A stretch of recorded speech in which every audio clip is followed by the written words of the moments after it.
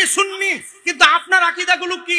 নবীর ব্যাপার আকীদা কি? ফেরেশতাদের ব্যাপার আকীদা কি? ওলি আল্লাহর ব্যাপার আকীদা কি? সাহাবীদের ব্যাপার আকীদা কি? হ্যাঁ, আল্লাহর ব্যাপার আকীদা কি আমরা জানি না।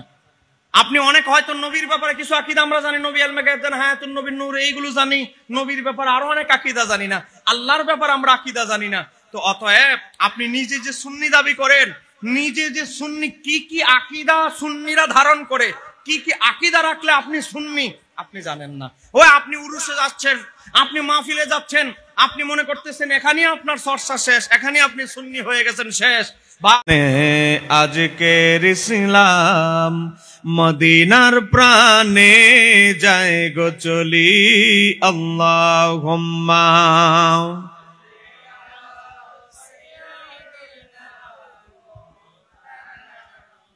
মুহাম্মাদ ওয়া আলা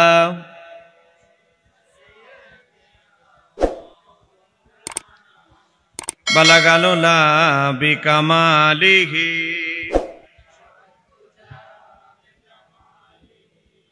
আসনাতু জামিউ। মহান রাব্বুল আলামিনের দরবারে অজস্র অসংখ্য শুকরিয়া আদায় করছি যে আল্লাহ সুবহানাহু ওয়া তাআলা আমাদেরকে দিগির পার সোহাদায়ে কারবালা ঐক্য সংগঠনের প্রতিষ্ঠা বার্ষিকী উপলক্ষে সোহাদায়ে কারবালার স্মরণে এ আজিমুস শান বিশাল বড় সুন্নি কনফারেন্সে আল্লাহ সুবহানাহু ওয়া তাআলা আমাদেরকে আসার এবং বসার তৌফিক দান করেছেন। এজন্য আমরা সবাই বজ্রকণ্ঠে বলি আলহামদুলিল্লাহ। আজকের মাহফিলের প্রধান মেহমান আমার অত্যন্ত মহাব্বতের শ্রদ্ধেয় উস্তাজুল উলামা আল্লামা হাসান রাজা আল কাদরি সাহেব, অধ্যক্ষ উরকিরচর মোহাম্মদিয়া গাউসিয়া সুন্নি আলিম মাদ্রাসা রাউজান চট্টগ্রাম, প্রতিষ্ঠাতা মুহিব্বানে আলা হযরত রহমাতুল্লাহ আলাইহি সুন্নিয়া মহিলা মাদ্রাসা হেফজখানা ইতিমখানা। আজকের মাহফিলের অন্যতম আলোচক আপনাদের দিগির পার বাইতুন নূর জামে মসজিদের সম্মানিত খতিব, বিশিষ্ট ইসলামী চিন্তাবিদ, বিশিষ্ট ইসলামী আলোচক আমার শ্রদ্ধেয় বড় ভাই হযরত মাওলানা দেলোয়ার হোসেন আশরাফি সাহেব। নাতে মোস্তফা পরিবেশন করেছেন আমার স্নেহের ভাই জামে আহমদিয়া সুন্নি আলিয়া কামিল মাদ্রাসার শিক্ষার্থী নাতখা মোহাম্মদ মুর্শিদুল আলম হানাফি সাহেব সহ এই মাহফিল করতে গিয়ে দিগির পার সোহাদায়ে কারবালা ঐক্য সংগঠনের আমার যে ভাইয়েরা বাবারা যে অক্লান্ত পরিশ্রম করেছে। আমি মুসাফির হালাতে আছি, বিভিন্ন জায়গায় যেতে হয়, আমি মুসাফির হালাতে দোয়া করছি আল্লাহ এ আহলে বাইতের নিসবতে এই যে সংগঠনের নাম দিয়েছে, এই সংগঠনের ব্যানারে প্রতি বছর এবার ৭ম বার্ষিক মাহফিল জলসা হচ্ছে। এই পর্যন্ত ৭ম বারের মতো এই অনুষ্ঠানকে ধরে রেখেছেন। আরো পরবর্তীতে যেন ওনারা এবং ওনাদের পরবর্তী উত্তরসূরিরা এই আহলে বাইতের স্মরণে এই মাহফিলকে যেন ধরে রাখতে পারে, আল্লাহ সেই হিম্মত তৌফিক দান করুক, সবাই বলেন আমিন। এবং আমার ভাইদের মেহনত পরিশ্রম কবুল করুন, সবাই বলেন আমিন। আমাকে 2টি সাবজেক্ট দেওয়া হয়েছে, আমার সাবজেক্টের উপরে আমি আলোচনা করব।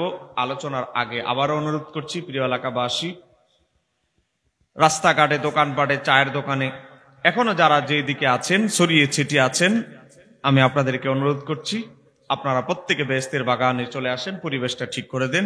আমার পরেও আরো একজন আলোচক রয়েছে। এই আশুরা উপলক্ষে হুজুরের সাথে প্রায় আরো 3-4টা মাহফিল আমার একসাথে পড়েছে, আজকে মনে হয় প্রথম মাহফিল। যাই হোক, তা আমি অনুরোধ করছি আমার যুবক ভাইরা, যুবকদের সংখ্যা খুব কম দেখা যাচ্ছে এলাকার আমার যুবক ভাইরা, যেহেতু আজকে আমাকে একটা সাবজেক্ট যৌতুকের সাবজেক্টও দিয়েছে, যৌতুকের ওয়াজ দরকার যুবকদের জন্য। তো যাদের উদ্দেশ্যে ওয়াজ করব সেই শ্রোতা যদি না থাকে তাহলে ওয়াজ করব কাদের জন্য? তো অতএব যারা ছড়িয়ে ছিটিয়ে আছেন প্রত্যেকে চলে আসে। সম্মানিত আমার দিনী ভাইয়েরা, আহলে বাইতের প্রেমিক ভাইয়েরা, আমরা প্রত্যেকে ইমাম হোসাইনের সৈনিক। বলেন এতে কোনো সন্দেহ আছে? একটু জোরে আওয়াজ দিতে হবে, আমরা ইমাম হোসাইনকে ভালোবাসি, এতে কোনো সন্দেহ আছে? বলেন আমাদের সাথে কি এজিদের কোনো সম্পর্ক আছে? দুনিয়াতেও নাই, আখেরাতেও নাই, হাসরেও নাই। কথা কন ঠিক কি রে? মনে রাখবেন, যে যাকে ভালোবাসে তার সাথে হাসর হবে। আজকে মুহররম মাস, প্রথম জুমা চলে গেল, দ্বিতীয় জুমা আগামী সপ্তাহে আসছে। আমি যদি ভুল তথ্য দিয়ে যাই, আমি চ্যালেঞ্জ করে কথা বলি, শুধু আপনাদের চট্টগ্রামে নয়, একেবারে রাজশাহী বিভাগ থেকে শুরু করে, পঞ্চগড় থেকে শুরু করে, একেবারে টেকনাফ থেকে তেতুলিয়া, যে কোনো জায়গায় আহলে হাদিস বলেন, ওয়াহাবি বলেন, অমুক বলেন, যে কোনো ফেরকার লোকদেরকে চ্যালেঞ্জ করে কথা বলি। এখন আপনাদের এলাকায় চ্যালেঞ্জ দিচ্ছি, আপনারা আগামী জুমায় দেখবেন, আজকে যারা এজিদের নামের শেষে যারা রহমতুল্লাহ আলাইহি বলে, এই আগামী জুমায় দেখবেন, আগামী জুমা একটা ইম্পর্টেন্ট গুরুত্বপূর্ণ জুমা। আগামী জুমায় এই এজিদের রুহানি সন্তানেরা আহলে বাইতের ফজিলতে কোনো আলোচনা করবে না, ইমাম হুসাইনের শাহাদাত নিয়ে কোনো কথা বলবে না। কথা বলবে তাদের বাবা এজিদকে কিভাবে বাঁচানো যায়, এজিদকে কিভাবে জান্নাতে ঢুকানো যায়, এটা হলো এদের টার্গেট। কথা বলেন না কেন, ঠিক কিনা? আমি শুধু আপনাদেরকে এজিদের দালালদের কবরে কি পরিণতি, এই সম্পর্কে একটি ঘটনা, ইতিহাস আমি আপনাদেরকে তুলে ধরছি, যেহেতু আমাকে কবর, হাসর এবং যৌতুক সম্পর্কে আলোচনা দেওয়া হয়েছে। এজিদের সেনাবাহিনী প্রধান নাম হচ্ছে মুসলিম বিন উকবা। আপনারা কি বিরক্ত হচ্ছেন নাকি?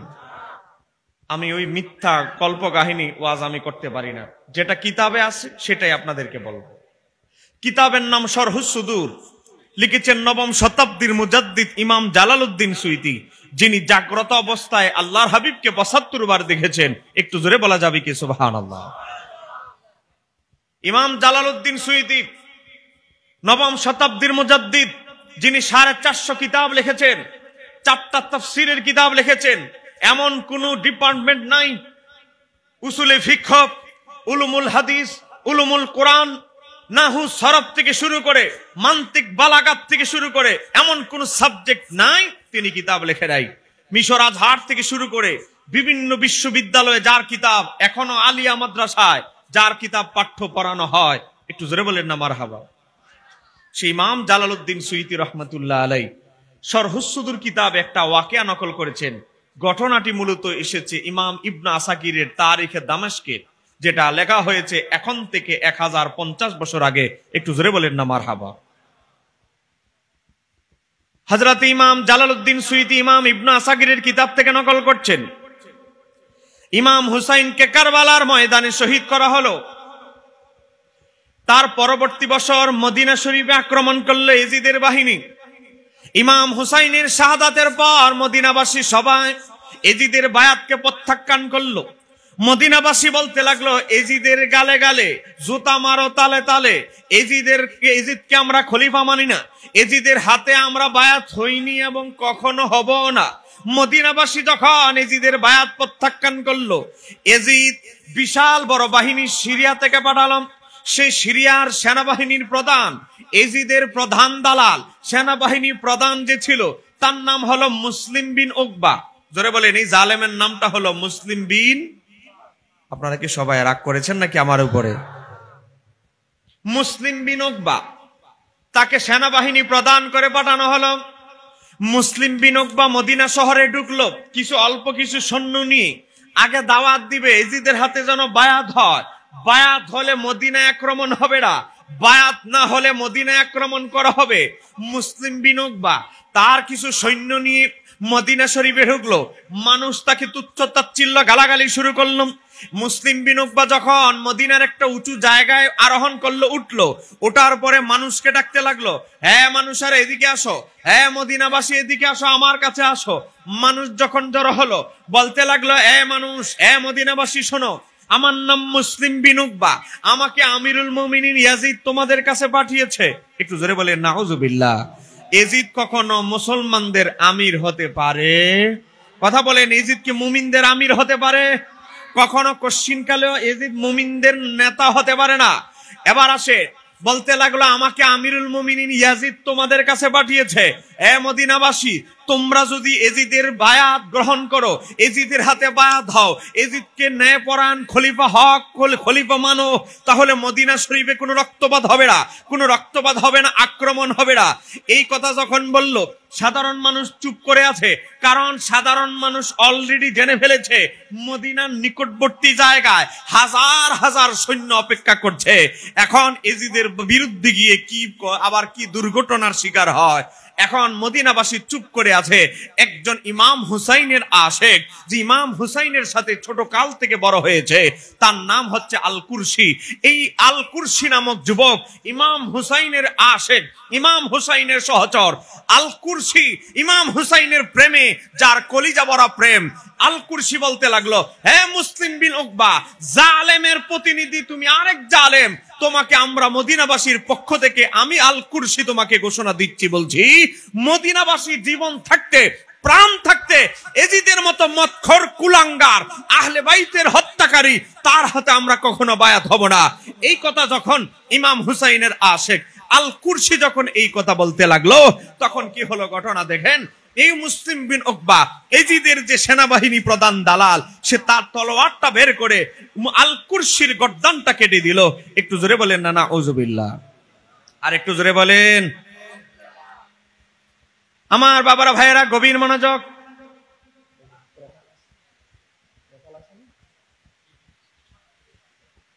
আমাদের এটা পর্দা এদিকে করে দেন, ভিতরে ত্রেপালের ব্যবস্থা আছে,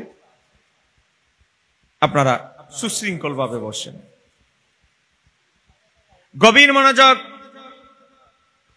এজিদের সেনাবাহিনী প্রধান মুসলিম বিন উকবা ইমাম হুসাইনের দীর্ঘদিন একসাথে চলাফেরা করেছে, ইমাম হুসাইনকে শহীদ করেছে।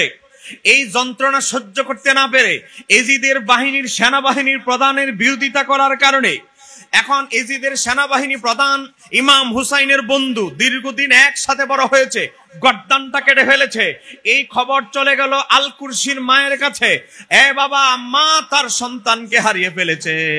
ও বাবা, চিল যদি মুরগির বাচ্চাগুলো নিয়ে যায়, মুরগিটা ছটফট করতে থাকে।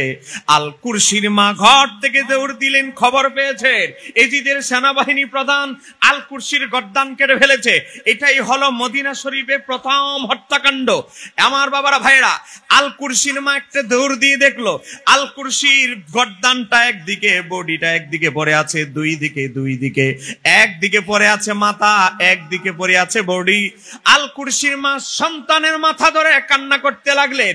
মাজলুম মা আল্লাহর দরবারে হাত উঠিয়ে বলে, মাওলা, আমার সন্তান আহলে বাইতের পক্ষে ছিল, তোমার হাবিবের নাতির পক্ষে, ইমাম হুসাইনের পক্ষে কথা বলেছে, এই কারণে আমার সন্তানের গর্দান কেটে দিয়েছে। আমার সন্তান হকের পক্ষে, ইমাম হুসাইনের পক্ষে শাহাদাত বরণ করেছে। মাওলা, এতে আমার কষ্ট নাই মাওলা, আমি তোমার দরবারে আরজি জানাই, ইমাম হুসাইনের দুশমন, আহলে বাইতের দুশমন, এজিদের প্রতিনিধি যেই মুসলিম বিন উকবা আমার নিরপরাধ সন্তানকে হত্যা করেছে, আল্লাহ তার মৃত্যু না দেখায় আমার মরণ তুমি দিও না। তার যখন মরণ হবে, আমি যেন তার লাশটা কবর থেকে উঠায়া আগুনে সারকার করে ফেলতে পারি, আগুনে ভস্ম করে ফেলতে পারি। আল্লাহ, ততদিন পর্যন্ত তুমি আমাকে হায়াত বাড়ায়া দাও। একটু জোরে বলা যাবে কি সুবহানাল্লাহ? এদিকে মনোযোগ। তিন ব্যক্তির দোয়া আমার আল্লাহ ফেরত দেন না। তিরমিজি ইবনে মাজাহ শরীফের হাদিস। এ বাবা, যারা মাজলুম অসহায় ব্যক্তির মুনাজাত আমার আল্লাহ ফেরত দেন না। কথা কন ঠিক কিনা? একে তো উনি একজন মা, একদিকে উনি একজন মা, অপরদিকে তিনি মাজলুম মহিলা, নারী, একজন মা। আল্লাহর দরবারে হাত উত্তোলন করেছে, আমার আল্লাহ ওই মহিলার দোয়া কবুল করে ফেলেছেন। দোয়া কবুল হয়েছে। কিছুদিন পরে মদিনা শরীফে আক্রমণ হলো। কিতাবের ভিতরে এসেছে, ইমাম বাইহাকি তার দালাইলুন নবুয়ত কিতাবের মধ্যে নকল করেছে, এজিদের সেনাবাহিনী নবীর প্রায় 3000 সাহাবীকে মদিনা শরীফে হত্যা করেছে। একটু জোরে বলেন না নাউজুবিল্লাহ। যে এজিদের সেনাবাহিনী সাহাবীদেরকে হত্যা করে, যে এজিদের সেনাবাহিনী আমার নবীর রওজা মোবারকের সামনে ওট ঘোড়া বেঁধেছে, ও এজিদ বাহিনীর সেনাবাহিনীর ওট ঘোড়া আমার নবীর রওজা মোবারকের সামনে পেশাব পায়খানা করেছে, 3 দিন পর্যন্ত মদিনা শরীফে কোনো আজান হয় নাই। ইমাম হুসাইনকে শহীদ করার পরের বছরের ঘটনা বলছি, এখানেই শেষ নয়। এর পরের বছর এজিদের মৃত্যুর বছর কি হয়েছে, কাবা ঘরে আক্রমণ করেছে। কাবা ঘরের উপরে এমন আক্রমণ হয়েছে, কাবা ঘরের গিলাফে পর্যন্ত আগুন ধরিয়ে দিয়েছে। আমি মিথ্যা তথ্য যদি দিয়ে যাই আপনাদেরকে বলবো, আমার হাতে এক কিতাব রয়েছে, এই কিতাবের নাম হচ্ছে আল বিদায়া ওয়ান নিহায়া। এটা আমাদের লেখা নয়, আমাদের কওমি ভাইদের প্রিয় হুজুর, জামাত ইসলামের ভাইদের প্রিয় হুজুর, আহলে হাদিস ভাইদের প্রিয় হুজুর ইমাম ইবনে কাসির, যিনি তাফসীর ইবনে কাসির লিখেছেন, সেই ইমাম ইবনে কাসির আল বিদায়া ওয়ান নিহায়া কিতাবে বিস্তারিত তুলে ধরেছেন। আমার বাবারা ভাইরা, তো যেই কথা বলতেছিলাম, কাবা ঘরের উপরে যে আক্রমণ করার দুঃসাহস দেখায়, অনুমতি দেয়, মদিনা শরীফে সাহাবীদেরকে হত্যা করার অনুমতি যে এজিদ দেয়, সে এজিদ কি কখনো মুসলমান হতে পারে? কথা বলেন, মুসলমান হতে পারে? আজকে আমাদের কিছু সুসাধু সন্ন্যাসী হুজুর, তারা বলে ইমাম হুসাইনের এজিদের বিরুদ্ধে যুদ্ধে জড়ানো উচিত হয় নাই। বলে এজিদ হক খলিফা ছিল, হক খলিফার বিরুদ্ধে যুদ্ধে জড়ানো উচিত হয় নাই। একটু জোরে বলেন নাউজুবিল্লাহ। বলেন মদখোর কি কখনো মুসলমানদের খলিফা হতে পারে, মুসলমানদের ইমাম হতে পারে? আজকে আমরা এই কথা বললে এগুলো উনার নামে বানানো কথা। আমরা একটা ইতিহাস আপনাদেরকে দেখাচ্ছি, যেহেতু আমার কারবালার ওয়াজ নয়, আমি সেদিকে যাচ্ছি না। এবার আসেন, এই আল বিদায়া ওয়ান নিহায়া এটা আমরা অনুবাদ করি নাই, বাংলাদেশ গভর্নমেন্ট ইসলামিক ফাউন্ডেশন অনুবাদ করেছে। আপনাদের খতিব সাহেব এখানে প্রেজেন্ট উপস্থিত আছে, ভুয়া তথ্য যদি দিয়ে যায় তিনি ধরবে। এই বইয়ের 429 পৃষ্ঠার ভিতরে দেখেন, ইমাম ইবনে কাসির উল্লেখ করেছে এজিদের 18টা কুকর্ম ছিল, কু অভ্যাস ছিল। বলেন কয়টা? আপনারা কি 9টা 10টা বাজে ঘুমাই গেছেন নাকি? বলেন এজিদের আকাম কুকামের লিস্ট তুলে ধরেছে, সেই কুকামের লিস্ট হলো 18টা। বলেন কয়টা? 18টা। দেখেন, আমি যদি ভুয়া কথা বলি, দেখেন যন্ত্র সঙ্গীত, মদ পান, গান শোনা, শিকার করা, বিভিন্ন এই যে তালিকা দিয়েছে, তালিকা দিতে গিয়ে বিস্তারিত আলোচনা করছে। আমি যদি একটা কমা যদি বানিয়ে বলে যাই, যাবার পরে না এখানে থাকতে ধরবেন। আপনাদের খতিব সব পাশে বসা আছে, 429 নম্বর পৃষ্ঠা, 8 নম্বর খণ্ড। দেখেন ইমাম ইবনে কাসির লিখেছে এজিদের ডিউটির ভিতরে প্রতিদিন একটা ডিউটি ছিল, প্রতিদিন সে মদ পান করত। জোরে বলে নাউজুবিল্লাহ। আপনাদের খতিব আছে হুজুর প্রতিদিন, প্রতিদিন শব্দটা আছে কিনা? একটা এমন নয় মাঝে মাঝে খেয়ে ফেলতো, কিন্তু ইতিহাসের পাতা আছে প্রতিদিন। যার মদ না হলে যার চলতো না, সে এজিদকে যারা জান্নাতি বলে, সে এজিদের যারা দালালি করে, আমরা বলবো তারা হলো এই যুগের এজিদের রুহানি সন্তান। কথা বলেন, কথা বলেন না কেন? ঠিক কিনা? বলেন একটা মদখোরের দালাল কি কোনো মুমিন ভদ্রলোক করতে পারে? মদখোরের দালাল আরেকজন মদখোরি করতে পারে। আমার মনে হয় হয়তো গোপনে আমাদের ওই হুজুরদের কাছে সাপ্লাই হতেও পারে। কথা বলে না কেন? ঠিক কিনা? কারণ একটা মদখোরের দালাল কখনো ভদ্রলোক, ইমানদার, মুমিন, মুত্তাকি মদখোরের দালালি করতে পারে না। আমার বাবারা ভাইরা, ইমাম হুসাইন রাহমাতুল্লাহ আলাইহি, ইমাম হুসাইন রাদিয়াল্লাহু তাআলা আনহু শাহাদাত বরণ করেছেন বীরের বেশে। আর এজিদের মৃত্যুর যদি ইতিহাস আপনি খোলেন, এজিদের মৃত্যুর হিস্টোরি যদি খোলেন, নেক্কারজনক। হয়তো আপনারা হয়তো চন্দনাইশের জমিনে হয়তো কেউ সঠিক তথ্য দিয়ে যায় নাই। আমি 7টা ইতিহাসের কিতাব থেকে আপনাদেরকে তথ্য দিচ্ছি।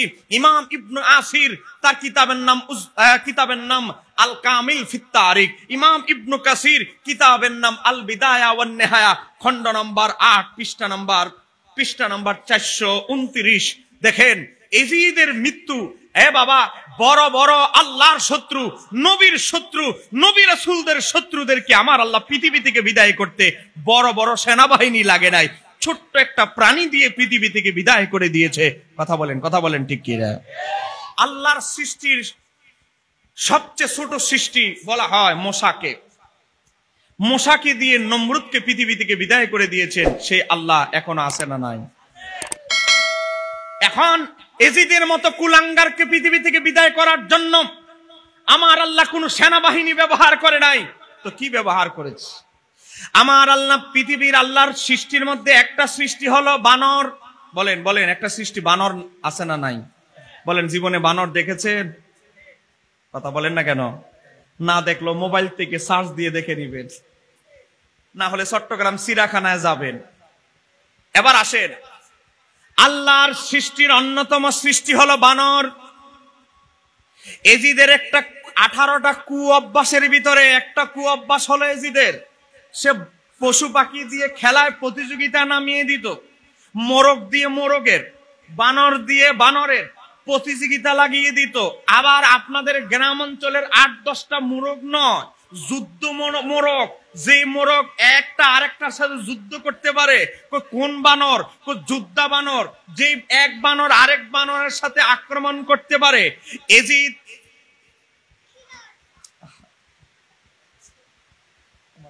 চলে আসছে, কি দাঁড়াচ্ছে, এ দেখো এদিকে দোকান কোথায় আছে। গভীর মনোযোগ। আমি একটা রেফারেন্স ছাড়া যদি কোনো কথা বলি মিডিয়া রেকর্ড হচ্ছে। এই আজকের আলোচনা কালকেই ছাড়া হবে। অতএব, কারণ আপনারা হয়তো সাধারণ মানুষ প্রশ্ন করবেন না, যারা পরে শুনবে আহলে হাদিস, বুঝেন না, ওয়াজটা তো তাদের জন্য করতেছি, এরা তো তথ্যগুলো যাচাই করবে, মিলিয়ে দেখবে। এবার আসেন, এজিদের 18টা কুকর্মের ভিতরে একটা হলো সে পশু পাখি দিয়ে যুদ্ধ করাতো। একটা আরেকটারে যতক্ষণ না মারতো ততক্ষণ সে খুশি হতো না, হাসতো না। এজিদের কিছু প্রশিক্ষণ প্রাপ্ত কিছু বানর ছিল, যোদ্ধা বানর। তাদের কাজ ছিল, এই এজিদের কাজ ছিল এক বানরকে দিয়ে আরেক বানরের বিরুদ্ধে যুদ্ধ লাগাই দেওয়া। আমার আল্লাহ ইমাম হুসাইনের দুশ্মন, আহলে বাইতের দুশ্মন, বাইতুল্লাহর দুশ্মন, নবীর দুশ্মন এজিদকে পৃথিবী থেকে বিদায় করার জন্য আমার আল্লাহ এই তার পালিত এক বানরকে হুকুম দিলেন, এ বানর, আমি আল্লাহ তোমাকে সৃষ্টি করেছি, আমি হুকুম দিচ্ছি এজিদের মৃত্যু তোমার মাধ্যমেই হবে। এজিদ যখন তোমাদেরকে খেলায় প্রতিযোগিতা নামাবে তখন এজিদের উপরে আক্রমণ করবে। এজিদ 2টা বানর বের করলো খাঁচা থেকে, এক বানর আরেক বানরের বিরুদ্ধে লাগিয়ে দিল। আমার আল্লাহ তো আগে নির্দেশ দিয়েছেন বানরকে, এ বানর, এজিদ যখন তোমাকে খেলার মধ্যে লাগিয়ে দিবে যুদ্ধের ভিতরে, তখন তুমি ওই বানরকে আক্রমণ না করে এজিদের ঘাড়ের মধ্যে এমন ভাবে আক্রমণ করবে, তোমার বিষ দাঁত লাগিয়ে দিয়ে এমন ভাবে আক্রমণ করবে এজিদ যেন এই বিষের যন্ত্রণায় মৃত্যুবরণ করে। ইমাম ইবনে কাসির আল বেদায়া ওয়ান নিহায়া 8 নম্বর খণ্ড 429 পৃষ্ঠার ভিতরে লেখে, এজিদের মৃত্যুর কারণ ছিল যে, আমি যদি ভুয়া তথ্য দেই আপনাদের খতিব সবজুরু ধরবে, এজিদের মৃত্যুর কারণ ছিল যে সে একদিন একটি বানরকে উঠিয়ে দোলা দিচ্ছিল, আর অমন একটি বানর তাকে কামড় দেয়, আর কামড়ের বিষে সে মারা যায়। তার মানে কি, ইমাম হুসাইন শাহাদাত বরণ করেছেন বীরের বেশে। ইমাম হুসাইন একা 111 জন ব্যক্তিকে এজিদের সৈন্যকে হত্যা করে তারপর ইমাম হুসাইন পৃথিবী থেকে বিদায় নিয়েছেন। বীরের বেশে ইমাম হুসাইন শহীদ হয়েছে। আর এজিদের মৃত্যু একটা সামান্য বানর, একটা বানরের কাছে পরাজিত হয়ে মৃত্যুবরণ করেছে। অতএব ইমাম হুসাইনের সাথে কি এজিদের কোনো তুলনা চলবে? আরেকটু জোরে বলেন, চলবে? ইমাম হুসাইন এমন ভাবে শাহাদাত বরণ করেছেন কিয়ামত পর্যন্ত, এমনকি ইমাম মাহদী যখন আসবে তখনও পর্যন্ত ইমাম হুসাইনের শাহাদাতের আলোচনা হবে। আর এজিদ এমন নিন্দনীয় ভাবে মৃত্যুবরণ করেছে, তার আলোচনা, তার যারা অনুরক্ত ভক্ত আমাদের বিরোধী ভাইয়েরা, তারা পর্যন্ত আলোচনা করে না। কারণ তার আলোচনা করার মতো আলোচনায় সে মারা যায় নাই, নিন্দিত ভাবে সে মারা গিয়েছে। কথা বলে না কেন, ঠিক কিনা? এবার আসেন, আমি যে মুসলিম বিন উকবার কথা বলছিলাম, বৃষ্টির প্রতিকূল অবস্থায় ওয়াজ করা এটা একটু কঠিন। আপনারা যদি আমাকে একটু সহযোগিতা করেন তাহলে আমার আলোচনাটা আমি কন্টিনিউ করতে পারবো। আপনারা সহযোগিতা করবেন তো ইনশাআল্লাহ? একটু মহাব্বতে বলেন আল্লাহুম্মা।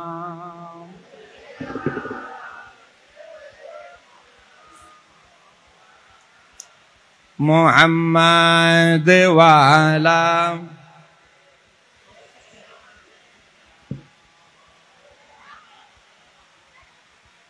গভীর মনোযোগ, সময় খুব কম, পরিবেশও ভালো নয়। মুসলিম বিন উকবার কথা বলছিলাম, কে এজিদের সেনাবাহিনী প্রধান। বলেন, এই যে বাংলাদেশে সেনাবাহিনী বলেন আছে না নাই? এই বাংলাদেশে যেমন সেনাবাহিনী আছে, প্রত্যেকটা দেশে সেনাবাহিনী আছে, আবার সেনাবাহিনী প্রধানও আছে। এজিদের সেনাবাহিনী প্রধান মুসলিম বিন উকবা, সে যখন আল কুরসি, কে ইমাম হুসাইনের বন্ধু, তাকে যখন হত্যা করলো, তার মা যে অভিশাপ দিল, আমার আল্লাহ তার মায়ের দোয়া, আল কুরসির মায়ের দোয়া কবুল করে ফেললেন। মুসলিম বিন উকবা মদিনা আক্রমণ করার পর মদিনায় তার বাহিনী এমন ভাবে আক্রমণ করেছে, কিতাবের ভিতরে এসেছে প্রায় ইমাম সুয়ুতির আল খাসায়েসুল কুবরা, এই যে দেখেন, এই দেখেন ইমাম সুয়ুতির আল খাসায়েসুল কুবরা, এই কিতাবের ভিতরে এসেছে দুইটা বর্ণনা উল্লেখ করা হয়েছে। কোন বর্ণনা এসেছে 1000, কোন বর্ণনা এসেছে 400। 1000 মহিলাদেরকে এজিদের সেনাবাহিনী দর্শন করেছে এবং দর্শনের ফলে কি হয়েছে, বাচ্চা সৃষ্টি হয়েছে। এজিদ বাহিনীর এই দালালের সৈন্যরা আজকে তারা এজিদের খিলাফত কায়েম করতে এসে যারা দর্শন করেন, নিরপরাধ মহিলাদেরকে যারা দর্শন করে, সে এজিদ কি কখনো হক হতে পারে? আরেকটু জোরে বলেন, কখনো হক হতে পারে? গতকালকে একটি ঘটনা ভাইরাল হয়েছে, আপনারা দেখেছেন। কুমিল্লা মুরাদনগরে একজন গৃহবধূকে ভিডিও ক্যামেরা করে লাইভের মাধ্যমে দর্শনের শিকার হয়েছেন ওই মহিলা, সোশ্যাল মিডিয়ায় ভাইরাল হয়েছে। এবং যারা ওই কুমিল্লার অঞ্চলের যারা দর্শন করেছে তাদের একজন না দুইজনকে গ্রেফতার করা হয়েছে। আমার বাবারা, ভাইয়েরা, আমরা সেই মহিলা হিন্দু হোক, মুসলমান হোক, খ্রিস্টান হোক, আমরা এই স্বাধীন বাংলাদেশে কোন নিরপরাধ মহিলা দর্শিতা হোক, দর্শনের শিকার হোক, এটা আমরা কখনো কামনা করি? আরেকটু জোরে বলেন না কেন, কখনো কামনা করি? আজকে কুমিল্লা হয়েছে, এরপরের দিন হয়তো চট্টগ্রামে কখনো হতে পারে, আরেকদিন আরেক জেলায় হতে পারে। অতএব আমরা নারীদের নিরাপত্তা কামনা করছি, বাংলাদেশের প্রধান উপদেষ্টার কাছে মহিলাদের নিরাপত্তা কামনা করছি। পাশাপাশি আমাদের মহিলাদেরকে বলবো, এই তথ্য প্রযুক্তির অপব্যবহারও আপনারা দূর করতে হবে। তথ্য প্রযুক্তির অপব্যবহারের কারণে আজকে টিকটক করার, অতিরিক্ত করার কারণে আজকে অনেক পুত্রবধূর দিকে কুনজর পড়ে। আজকে স্বামী দুবাই মেহনতের পরে মেহনত করতেছে, সৌদি আরবে গিয়ে লেবারের কাজ করতেছে, আর মহিলা ছাদের মধ্যে গিয়ে লেবু গাছ, অমুক গাছ, টমেটো গাছ, এগুলো নিয়ে আজকে টিকটক করে। টিকটক করার পরে আজকে ষড়যন্ত্রের শিকার হয়। এই কথা বলেন না কেন, ঠিক কিনা? আজকে পাড়ায় পাড়ায় টিকটকার, কথা বলেন না কেন, ঠিক কিনা? আর কিছু না থাকুক, টিকটক আইডি আমাদের ভাবি সাহেবাদের আছে। আপনাদের চন্দনেশের কথা বলছি না, আমি আমাদের ওই কুমিল্লা ঢাকার কথা বলতেছি। আমাদের ভাবি সাহেবাদের আর কিছু না থাকলেও ফেসবুক চালান মাঝে মাঝে বন্ধ করলেও টিকটকে ভিডিও দেওয়া বন্ধ নাই। কথা বলেন না কেন, ঠিক কিনা? অতএব আজকে দেখেন এমন অবস্থা, টিকটকে ভিডিও বানাতে গিয়ে স্বামীর কল রিসিভ করার সময় নাই, টিকটকে ভিডিও নিয়ে ব্যস্ত। কথা বলে না কেন, ঠিক কিনা? আজকে স্বামী এত পরিশ্রম করে তার ওয়াইফকে দেখার সময় পায় না, ওয়াইফকে দেখতেছে সারা বিশ্ব টিকটকের মাধ্যমে। অতএব এই অপসংস্কৃতি, মোবাইল নামক তথ্য প্রযুক্তির অপব্যবহার আমাদের মহিলারা, মা বোনরা দূর করতে হবে। মোবাইল ব্যবহার আপনার ফরজ নয়, ফেসবুক ব্যবহার আপনার জন্য ফরজ নয়, টিকটকে আইডি করা ফরজ নয়, শ্বশুর শাশুড়ি স্বামীর খেদমত করা, স্বামীর জন্য নিজের বিছানা হেফাজত করা, নিজের ইজ্জত সম্ভ্রম হেফাজত করা এবং স্বামীর সম্পদ সন্তানাদি হেফাজত করা, এই দুইটা জিনিস হলো মহিলাদের জন্য দায়মি ফরজ। ফরজের দিকে নজর দেন, ও টিকটকের দিকে একটু নজরটা কম দেন। কথা বলেন না কেন, ঠিক কিনা? এই কথা বললে আবার আপনাদের স্থানীয় এলাকার অনেক ভাবি সাহেবারা বলবে, কি হুজুর দাওয়াত দিল, টিকটকের বিরুদ্ধে ওয়াজ করে। প্রযুক্তির কারণে, এই অপব্যবহারের কারণে আজকে আমরা এই কথাগুলো বলতে হয়। কথা বলে না কেন, ঠিক কিনা? সম্মানিত আমার দিনী ভাইরা, আমরা প্রত্যেকে মৃত্যুর স্বাদ গ্রহণ করতে হবে।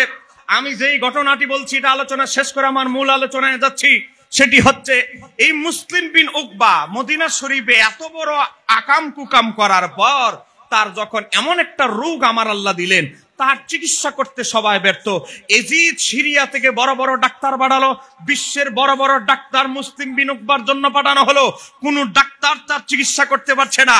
আমার আল্লাহ যদি কোন ডাক্তারের ওষুধের প্রতিষেধক আমার আল্লাহ বলে দেন, নির্দেশ দেন, আমার আল্লাহ যদি তার শিফা কামনা আমার আল্লাহর এরাদায় না থাকে, যত বড় ডাক্তারে যত ডোজ আর ওষুধই দিক, এই ওষুধে কাজ করবে না। কথা বলে না কেন, ঠিক কিনা?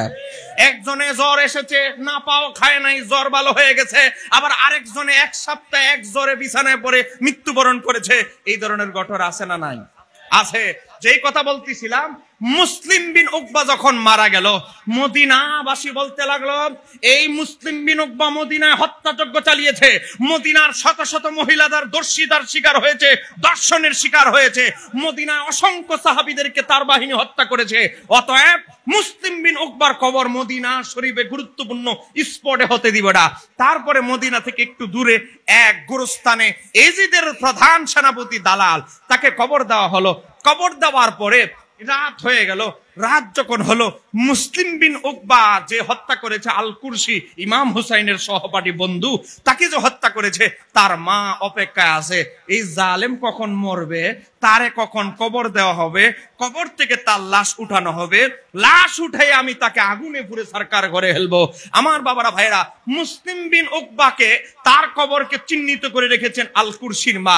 তিনি তার নাতি নিয়ে গেলেন কবরে। রাত্রেবেলা কবরের মাটি বলেন, বালু বলেন অপসারণ করলো। সরানোর পর দেখে সে মুসলিম বিন উকবাকে আগুনে পুড়ায়া ফেলবে, তার দেহ তো দূরের কথা, উনি কি শাস্তি দিবে আল কুরশির মা। আল কুরশির মা কবরের মাটি বালু এগুলো অপসারণ করে দেখে বিশাল বড় বড় সাপ, এজিদের সেনাবাহিনী প্রধান, এজিদের দালাল এই মুসলিম বিন উকবাকে সাপ এমন ভাবে পিছিয়ে ধরে রেখেছে। তারপরে বলে, এটা তো আল্লাহর ফয়সালা, আল্লাহর আযাবের সাপ, আমার আযাব থেকে মুসলিম বিন উকবা বাঁচবে না। বাঁশ দিয়ে বিভিন্ন লাঠি দিয়ে অনেক চেষ্টা করে সাপগুলোকে সরানোর চেষ্টা করেছে, সাপ সরাইতে পারে না। সাপ বলে, এই জালেমকে আমরা ছাড়বো না। আমার বাবারা ভাইরা, সাপ কবরের আযাব দেওয়ারত সাপের সাথে আল কুরশির মায়ের প্রতিযোগিতা চলতেছে। সাপ সরাইতে চাচ্ছে, সাপ এমন ভাবে পেঁচিয়ে তাকে ধরেছে, অসংখ্য সাপ। এই এজিদের প্রধান দালাল, এই যে এজিদের প্রধান দালাল মুসলিম বিন উকবা, তাকে সাপ ছাড়ছে না। এমন অবস্থায় ভোর হয়ে গেল, ফজরের আজান দিয়ে ফেললো, এখন তো মানুষ চলে আসবে। আল কুরশির মা চলে গেল। সকাল যখন হলো, হাজার হাজার মদিনাবাসী দেখে এজিদের দালাল, এজিদের সেনাবাহিনীর প্রধান, তার কবর উন্মুক্ত, শত সাপ মুসলিম বিন উকবাকে গ্রাস করে আছে, পেঁচিয়ে আছে। মানুষ লাব্বাইক বলতে লাগলো, লাব্বাইক ইয়া হুসাইন, লাব্বাইক ইয়া হুসাইন, হে ইমাম হুসাইন, আপনার দুশমন মুসলিম বিন উকবা, আহলে বাইতের দুশমন মুসলিম বিন উকবার কবরে কি আযাব, আমরা প্র্যাকটিক্যাল আল্লাহ আমাদেরকে দেখার সুযোগ দিয়েছে। আমরা আগেও ইমাম হুসাইনের পক্ষে ছিলাম, এখনো ইমাম হুসাইনের পক্ষে আছি। চিৎকার দিয়ে বলা যাবে কি সুবহানাল্লাহ। এই ঘটনা থেকে আমরা দুইটা জিনিস শিখলাম। এক নাম্বার হলো, থাকতে হবে ইমাম হুসাইনের পক্ষে। বলেন, ইমানদার থাকতে হবে কার পক্ষে? আর একটু জোরে বলেন না, আমরা কার পক্ষে? আমরা কি এজিদের পক্ষে না ইমাম হুসাইনের পক্ষে? তাহলে এই হাদিস থেকে আমরা, ঘটনা থেকে, ইমাম সুয়ুতির এই বর্ণনা থেকে আমরা বুঝলাম, আমরা মুমিন হতে হলে মুমিনদের দল ইমাম হুসাইনের দল। এবার আসেন 2 নাম্বার, ইমাম হুসাইনের বিরোধিতাকারী, ইমাম আহলে বাইতের শত্রু, আহলে বাইতের শত্রু এজিদের যারা দালাল, তাদের অবস্থা কবরে গেলে যে ভয়ানক, আল্লাহ এই মুসলিম বিন উকবার মাধ্যমে আমার আল্লাহ বিশ্ববাসীকে জানিয়ে দিয়েছেন। একটু জোরে বলা যাবে কি সুবহানাল্লাহ। দেখেন, তাই অতএব আজকে যারা এজিদকে রহমতুল্লাহ আলাইহি বলে, আজকে যারা এজিদকে হযরত এজিদ বলে, তাদের দুর্দশাও অপেক্ষা করতেছে। কথা বলে না কেন? ঠিক কি না? একটু মহব্বতে পড়েন আল্লাহুম্মা, মাশাআল্লাহ, মহব্বতে।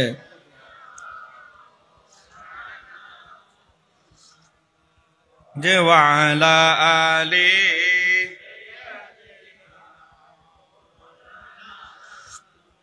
বাবা দুরূদ শরীফ পড়তে কি আপনাদের কষ্ট হয়? বলেন, দুরূদ শরীফ পড়তে কি কষ্ট লাগে নাকি? এটা আশিকদের আত্মার খোরাক। দুরূদ শরীফ এমন একটা জিনিস, যেই দুরূদ শরীফের উসিলায়, নবীর উসিলায়, দুরূদ শরীফের উসিলায় আমরা পৃথিবীতে এসেছি। একটু জোরে বলেন না সুবহানাল্লাহ। এই দেখেন, আমার হাতে একটা কিতাব দেখতে পাচ্ছেন। এই কিতাবটার নাম হচ্ছে আল মাওয়াহিবুল লাদুনিয়া, লিখেছেন ইমাম কাস্তালানি।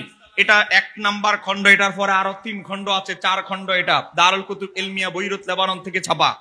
এই কিতাবের একেবারে প্রথম খণ্ড 40 নম্বর পেজের ভিতরে এসেছে। আমি যদি ভুল তথ্য দিয়ে যাই, আপনাদের খতিব সাহেব হুজুর আছে, উনি ধরবে। হযরতে আব্দুল্লাহ ইবনে আব্বাস রাদিয়াল্লাহু তাআলা থেকে বর্ণিত, আদম আলাইহিস সালামকে যখন জান্নাতে আমার আল্লাহ বানালেন, আদম আলাইহিস সালাম কি করলেন? আমার আল্লাহ দেখলেন আদমের একজন সঙ্গী দরকার। বলেন, প্রত্যেক পুরুষেরই সঙ্গী দরকার আছে না নাই?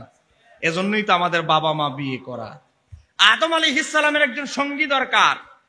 তা আমার আল্লাহ বলে আদমের সঙ্গী বানাবো আদমের জিসিম থেকে। আদম আলাইহিস সালামের একটা অপারেশন হবে, সার্জারি অপারেশন। কি অপারেশন? ওনার বাম পাজরের হাড় খুলে ওনার বিবিকে বানানো হবে। আপনার শরীর থেকে যদি অচেতন অবস্থা না হয়, সচেতন অবস্থায় কি আপনার শরীর থেকে কেউ হাড় খুলতে পারবে? এটাকে আপনি সহ্য করতে পারবেন? পারবেন না। এখন আমার আল্লাহ আমাদেরকে যেভাবে ডাক্তার ইনজেকশন দিয়ে আমাদেরকে অজ্ঞান করে ফেলে, তদ্রুপ আমার আল্লাহ আদম আলাইহিস সালামকে এমন এক ঘুম দিলেন, অজ্ঞানের মতো হয়ে আছেন। আদম আলাইহিস সালামের বাম পাজরের হাড় থেকে বিবি হাওয়াকে বানানো হলো। আদম আলাইহিস সালাম দেখে ডান দিকে বিবি হাওয়া আদম আলাইহিস সালামের দিকে তাকাচ্ছেন আর হাসতেছেন। আদম আলাইহিস সালাম বলে, এত সুন্দর একটা মহিলা, রূপবতী মহিলা আমার দিকে তাকায় তাকায় মুস্কি মুস্কি মিষ্টি মিষ্টি হাসতেছে। আদম আলাইহিস সালাম এভাবে ধরতে গেলেন, আমি যেভাবে আমার ভাইজানকে ধরতে গেলাম এভাবে ধরতে গেলেন। হযরতে আদম আলাইহিস সালাম যখন বিবি হাওয়ার হাত টাচ করলেন, ফেরেশতারা বাধা দিল, হে আদম আলাইহিস সালাম আপনি ছাড়ুন, আপনার হাত অপসারণ করেন, হাত দূরে নেন, হাত ছড়ান। কেন হাত ছড়াবো? আমার বাম পাজরের হাত থেকে অপারেশন করে আমার স্ত্রী হিসেবে আল্লাহ হাওয়াকে বানিয়েছে। আমি যদি বিবি হাওয়াকে ধরতে না পারি তাহলে কে ধরতে পারবে? কয় আপনিও ধরতে পারবেন, তবে মহরানা আদায় করতে। কথা বলেন না, মহরানা আদায় করতে, মহরানা আদায় করতে হবে। আদম আলাইহিস সালাম ফেরেশতাদেরকে বললেন, মহারানা তো আল্লাহ আমাকে যতটুকু জ্ঞান দিয়েছে, মহারানা দিতে হয় টাকা দিয়ে, পয়সা দিয়ে, স্বর্ণ অলংকার দ্রব্য দিয়ে। জান্নাতে তো স্বর্ণ অলংকার, টাকা পয়সার লেনদেন, মার্কেট এগুলো চলে না। ফেরেশতারা কি দিয়ে মহারানা দিব, কি দিয়ে মহারানা আদায় করব? ফেরেশতারা এই কথা বলার কারণে ফেরেশতাদেরকে আদম নবী যখন এই কথা বললেন, ফেরেশতারা বললেন এর উত্তর একমাত্র মাওলাই জানেন। আপনি আল্লাহ সুবহানাহু ওয়া তাআলাকে জিজ্ঞাসা করেন কি দিয়ে মহারানা আপনি আদায় করবেন। হযরত আদম আলাইহিস সালাম বলতে লাগলেন, ফাকালা ইয়া রাব্বি, হে আমার রব ও আমার প্রতিপালক, কি দিয়ে মহারানা আদায় করব? হাওয়ার। আমার আল্লাহ সঙ্গে সঙ্গে ওহী নাজিল করলেন, আমার আল্লাহ বজ্রকণ্ঠে আওয়াজ দিলেন। ফাকালা, আমার আল্লাহ বললেন, ইয়া আদম, হে আদম, সাল্লি আলা হাবিবি, তুমি আমার বন্ধুর উপরে দুরূদ শরীফ পড়ো। সাল্লি আলা হাবিবি, আমার বন্ধুর উপরে দুরূদ শরীফ পড়ো। 20 মাররাতান, 20 মর্তবা দুরূদ শরীফ পড়ো। তাহলে হাওয়া তোমার জন্য হালাল হয়ে যাবে, তোমার স্ত্রী হিসাবে স্বীকৃতি লাভ করবে। ফাফাআলা, আদম আলাইহিস সালাম তাই করলেন, বিবি হাওয়া ওনার স্ত্রী হয়ে গেলেন। একটু জোরে বলা যাবে কি সুবহানাল্লাহ? বলেন আমরা আদম হাওয়ার সন্তান, বলেন এতে কোনো সন্দেহ আছে? হযরতে আদম এবং হযরতে বিবি হাওয়া আলাইহিস সালামের আওলাদ আমরা। এখন আদম হাওয়ার যদি বিবাহই না হতো, মহরানা ছাড়া তো বিয়ে শুদ্ধ হয় না। তো এখন বিবি হাওয়া এবং আদম আলাইহিস সালামের যদি বিয়ে শুদ্ধ না হতো, আমরা কি আসতে পারতাম? তাহলে বিয়ে শুদ্ধ হয়েছে কিসের মাধ্যমে? আমার নবীর দুরূদ শরীফের মাধ্যমে, মানে আমার নবীর উসিলায়। তার মানে আমরা পৃথিবীতে এসেছি, এই যে বনি আদম হিসাবে আমরা পৃথিবীতে কোটি কোটি বনি আদম, তা আমরাও এসেছি হযরতে আমার নবীর দুরূদ শরীফের উসিলায়। একটু জোরে বলা যাবে কি সুবহানাল্লাহ? এই দুরূদ শরীফের গুরুত্ব আছে না নাই? কথা বলেন, গুরুত্ব আছে না নাই? একটু মহাব্বতে পড়েন, আল্লাহুম্মা সাল্লি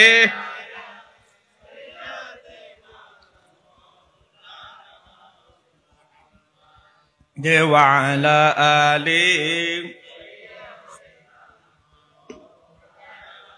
দোল গোড়া কেন্দে বলে আমার কোন দোষ নাই, ইমাম হোসেন শহীদ হইল কারবালাতে, পানি নাই। আল্লাহুম্মা, মাশাআল্লাহ, এদিকে আওয়াজ কম হচ্ছে। মুহাম্মাদ ওয়া আলা,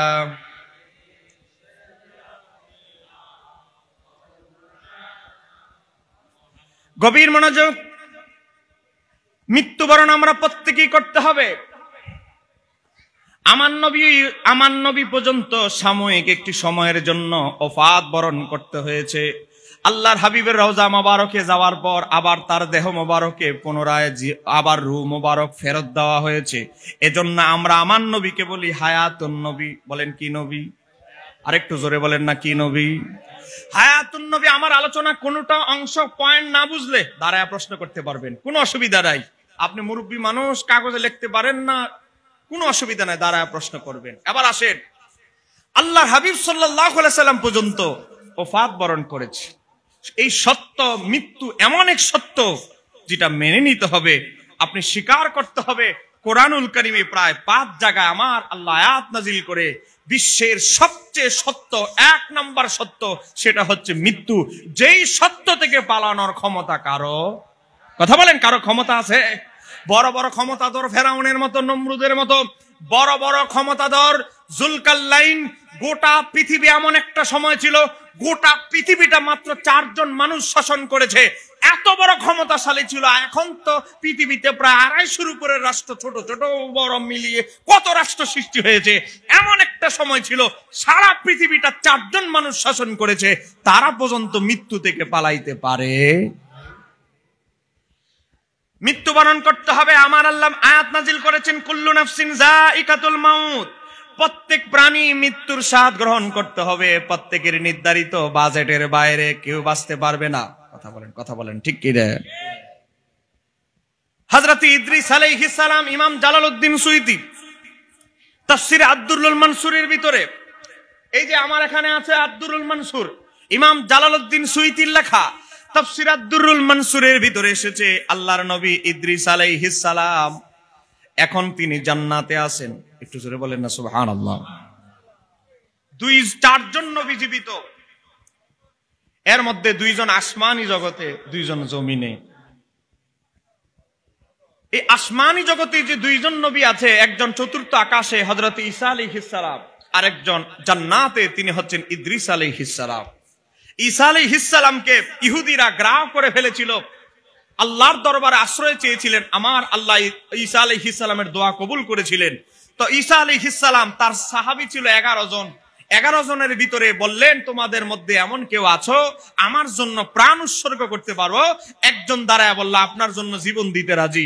তাহলে তুমি আমার পোশাক পরো, আমার পোশাক পরো, তুমি ঘর থেকে যখন বের হবে বনি ইসরাইল যখন তোমাকে দেখবে হুবহুব আমি ঈসার আকৃতিতে, তোমাকে আমি ঈসা মনে করে হত্যা করতে পারে। আমার জন্য যদি জীবন উৎসর্গ করতে যদি পারো, তাহলে তুমি বলো আমি আপনার জন্য উৎসর্গ করতে রাজি আছি, শুধু আপনার সাথে জান্নাতে যেন থাকতে পারি। একটু জোরে বলা যাবে কি সুবহানাল্লাহ? এখন খ্রিস্টানরা যে ক্রুশবিদ্ধ করে এভাবে করে রেখেছে যে প্রতিচ্ছবি, এটা ঈসা আলাইহিস সালাম নয়, এটা ঈসা আলাইহিস সালামের একজন সাহাবী। এবার আসেন, ঈসা আলাইহিস সালামকে হযরতে জিবরাইল আলাইহিস সালাম চতুর্থ আকাশে নিয়েছেন। এমন আমার নবী মেরাজের রাতে প্র্যাকটিক্যাল ঈসা নবীর সাথে সাক্ষাৎ হয়েছিল। কথা বলেন না কেন, ঠিক কিনা? আরেকজন নবী ইদ্রিস আলাইহিস সালাম, ইদ্রিস আলাইহিস সালামের মজলিসে মাঝে মাঝে ফেরেশতারাও নসিহত শুনতো। অনেকবার হযরতে আজরাইল আলাইহিস সালামও চলে এসেছেন। হযরতে আব্দুল্লাহ ইবনে আব্বাস ঘটনাটি বর্ণনা করেছেন। মুহাম্মদ ইবনে কাব আল কুরাজি রাদিয়াল্লাহু তাআলা তিনিও এটা বর্ণনা করেছেন সূরা হুদের তাফসীরের ভিতরে। যেই কথা বলতেছিলাম, ইদ্রিস আলাইহিস সালাম দেখে একজন মানুষ খাবার দাবার খায় না, অন্যরকম মডেলে চলাফেরা করে। হযরত ইদ্রিস আলাইহিস সালাম বুঝে ফেলেছেন এটা মানুষের চলাফেরা নয়, এটা হয়তো মানবরূপী ফেরেশতা। ইদ্রিস আলাইহিস সালাম ওই লোকটাকে ধরে ফেললেন, বলেন তোমার পরিচয় দিয়ে যেতে হবে, আমি ধরে যেহেতু ফেলেছি চলে যেতে পারবে না, তোমার পরিচয় কি? ইদ্রিস আলাইহিস সালাম ওই লোকটাকে ধরার পরে বলল, আমি মানুষ নয়, আমি ফেরেশতা, আমি হচ্ছি মালাকুল মাউত আজরাইল আলাইহিস সালাম। আমি এসেছি আপনার মজলিসে, আপনি এমন সুন্দর সুন্দর বয়ান করেন, আপনি এত সুন্দর সুন্দর বয়ান করেন, আপনার বয়ানগুলো শোনার জন্য আমিও মাঝে মাঝে আপনার মজলিসে উপস্থিত হই। আজরাইল আলাইহিস সালামকে দেখে হযরতে ইদ্রিস আলাইহিস সালাম বললেন, যেহেতু আপনি এসেই পড়েছেন, আমাকে একটা উপকার করে দেন। কই কি? আমার একটা কথা রাখেন। কই কি কথা রাখবো? আপনি আমাকে আমার রূহটা কবজ করেন, আমার প্রাণটা কবজ করে এরপর আবার আমার দেহের ভিতরে দিয়ে দিবেন। আমি বুঝতে চাই মৃত্যুর যন্ত্রণা কি জিনিস। মৃত্যুর যন্ত্রণা যদি আমি অনুভব করতে পারি, এই ভয়ে, মৃত্যুর যন্ত্রণার ভয়ে আমি আরো বেশি বেশি আল্লাহর ইবাদত বন্দেগী করতে পারবো। একটু জোরে বলা যাবে কি সুবহানাল্লাহ? ইদ্রিস আলাইহিস সালাম এই কথা যখন বললেন, আজরাইল আলাইহিস সালাম বললেন, আচ্ছা ঠিক আছে, এটা কিন্তু আমি আমার ইচ্ছায় করছি না, আপনার ইচ্ছায় করছি। হযরত ইদ্রিস আলাইহিস সালামের রূহটা নেওয়া হলো, এর কিছুক্ষণ পরে আবার রূহটা দেহের ভিতরে দেওয়া হলো। ইদ্রিস আলাইহিস সালাম একটু আগে কিছুক্ষণ আগে মারা গিয়েছেন, এখন আবার জীবিত হয়ে গিয়েছেন। ইদ্রিস আলাইহিস সালামকে আজরাইল জিজ্ঞাসা করলেন, ও আল্লাহর নবী ইদ্রিস, আমি যে আপনার রূহটা নিয়েছি অনেক ইহসান করে নরম ভাবে একেবারে সহজ ভাবে আপনার রূহ কবজ করেছি, আপনি বলেন তো আপনার কাছে কেমন মনে হয়েছে মৃত্যুর যন্ত্রণা? ইদ্রিস আলাইহিস সালাম বলে, মানুষ জীবন্ত মানুষের শরীর থেকে চামড়াগুলো টেনে টেনে উঠায় ফেললে মানুষ যত কষ্ট অনুভব হয়, আমি ইদ্রিসের তেমন কষ্ট অনুভব হয়েছে। একটু জোরে বলা যাবে কি সুবহানাল্লাহ? ইদ্রিস আলাইহিস সালাম বললেন, আমার একটা অনুরোধ রেখেছেন। আর একটা অনুরোধ রাখেন। কি অনুরোধ? আপনি আমাকে নিয়ে যান, আমাকে একটু কষ্ট করে জাহান্নামটা দেখান। আপনি যদি আমাকে একটু জাহান্নামটা দেখান, জাহান্নামের এই আযাবের চিত্র দেখে আল্লাহর ভয় আমার কলবে আরো বেশি জাগ্রত হবে, আমি আমলের দিকে আরো বেশি মনোযোগী হতে পারবো। জাহান্নাম ঘুরে দেখানো হলো, ইদ্রিস নবীকে আবার পৃথিবীতে আনা হলো। ইদ্রিস আলাইহিস সালাম বলতে লাগলেন, জাহান্নামটা যেহেতু দেখাইছেন, একটু জান্নাতটাও একটু দেখান না। হযরতে আজরাইল আলাইহিস সালাম বললেন, জাহান্নাম দেখে তো আর থাকতে চান না, চলে এসেছেন, কিন্তু জান্নাত এত সুন্দর, এই জান্নাত দেখে আপনি আর আসতে চাইবেন না, অতএব এই কাজ আমি করতে পারবো না। আপনি এইটুকুটুকু করেন, আমি আপনাকে ওয়াদা দিচ্ছি, আপনাকে আমি, আল্লাহর নবীরা ওয়াদা কখনো খেলাপ করে না, আমি ইদ্রিস আলাইহিস সালাম আপনাকে প্রতিশ্রুতি ওয়াদা করছি, জান্নাত থেকে বের হয়ে আপনার সামনে আমি আসব। একটু জোরে বলেন না সুবহানাল্লাহ। ইদ্রিস আলাইহিস সালাম জান্নাতে ঢুকে গেলেন। জান্নাত ঘুরতে ঘুরতে ঘুরতে ঘুরতে দেখছেন, জান্নাত থেকে বের হতে মনে চাচ্ছে না। এমন জান্নাত দেখলে কারো বের হওয়ার মনে চাইবে না। ইদ্রিস আলাইহিস সালাম জান্নাত থেকে বের হলেন। জান্নাত থেকে বের হয়ে আজরাইল আলাইহিস সালামের সামনে আসলেন। আজরাইল আলাইহিস সালামের সামনে এসে এমন হুট করে একটা দৌড় দিলেন, এক দৌড়ে আবার জান্নাতের ভিতরে ঢুকে গেলেন। একটু জোরে বলেন না সুবহানাল্লাহ। আজরাইল আলাইহিস সালাম জান্নাতের বাইরে থেকে বলতে লাগলেন, ও আল্লাহর নবী ইদ্রিস, এটা কেমন কথা? আপনার সাথে তো এটা আমার কথা ছিল না, আপনি আবার জান্নাতে কেন ঢুকে গেলেন? আপনার সাথে আমার কথা ছিল, চুক্তি ছিল, আপনি জান্নাত দেখবেন কিন্তু আমার কাছে চলে আসবেন, এখন আবার আপনি আসলেন আবার চলে গেলেন, ঘটনা কি? ইদ্রিস আলাইহিস সালাম বলে, আমি জান্নাত থেকে বের হব না, জান্নাত থেকে আসবো না। আপনি তো ওয়াদা দিয়েছেন, কেন ওয়াদা খেলাপ করছেন? ইদ্রিস আলাইহিস সালাম এবং আজরাইলের মাঝে একটা বাহাস সংগঠিত হলো। আস্তে আস্তে আস্তে কথা বলেন। ইদ্রিস আলাইহিস সালাম এবং আজরাইল আলাইহিস সালামের মাঝে তর্ক বিতর্ক, বাহাস শুরু হলো। বাহাস শুরু হলো। আমার আল্লাহ বাহাসের রায় ঘোষণা করবেন। বাহাস শুরু হলো। ইদ্রিস নবী বলে, এ আজরাইল, আমি যেই ওয়াদা করেছি পরিপূর্ণভাবে ওয়াদা রক্ষা করেছি। এই আজরাইল, আমি তোমার কাছে জানতে চাই, আমার আল্লাহ এক আয়াত নাজিল করেছে, আমার আল্লাহর বাণী তুমি কি জানো না? কুল্লু নাফসিন যায়িকাতুল মাউত, প্রত্যেক প্রাণী মৃত্যুর স্বাদ, একবার মৃত্যুর স্বাদ গ্রহণ করতে হবে। তুমি আমাকে বলো আজরাইল, আমি কি একবার মৃত্যুর স্বাদ গ্রহণ করি নাই? তুমি আমার রূহটা কবজ করো নাই? আজরাইল বলে, কথা তো ঠিক, আমি তো আপনার রূহ একবার কবজ করে ফেলেছি। তখন ইদ্রিস আলাইহিস সালাম বলে, কোন জায়গায় সংবিধানে লেখা আছে আমি ইদ্রিস দুইবার মরবো, দুইবার মৃত্যুর স্বাদ গ্রহণ করব? সবাই একবার মৃত্যুর স্বাদ গ্রহণ করবে আর আমি দুইবার মরবো, এই কথা কি তোমাকে কি আল্লাহ আদেশ করেছে? না, আলাদাভাবে আপনার বিষয়ে আদেশ করে নাই, আপনার রূহ দুইবার নিতে হবে।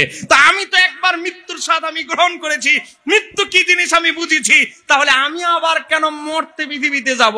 একবার যেহেতু আমি মরেই গিয়েছি, আবার রূহ আমাকে দিয়েছো, এখন আমি জান্নাতে থাকবো। দুই নাম্বার, তোমার সাথে আমার ওয়াদা ছিল, জান্নাত থেকে বের হয়ে আমি আজরাইল তোমার কাছে আসব, তুমি আজরাইলের নিকটে আসবো। আমি তো ওয়াদা রক্ষা করেছি, জান্নাত থেকে তোমার কাছে কিছুক্ষণের জন্য হলে এসেছি, কিন্তু কতক্ষণ তোমার সামনে থাকবো এটা তো চুক্তিপত্রে ছিল না। জান্নাত থেকে বের হয়ে তোমার কাছে আসবো, এটা চুক্তিপত্রের ওয়াদার মধ্যে ছিল। একটু জোরে বলা যাবে কি সুবহানাল্লাহ? আমার আল্লাহ সঙ্গে সঙ্গে বজ্রকণ্ঠে গায়বী ভাবে আওয়াজ দিলেন, এ আজরাইল, এখানেই থেমে যাও, থেমে যাও।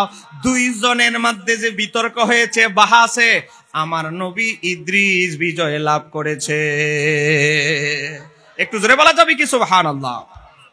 কিতাবের ভিতরে এসেছে, ইমাম সুয়ুতির আল খাসায়েসুল কুবরা সহ অসংখ্য কিতাবের ভিতরে এসেছে, আমার নবী যখন মেরাজে গেলেন, বলেন আমার নবীর মেরাজ সত্য না মিথ্যা?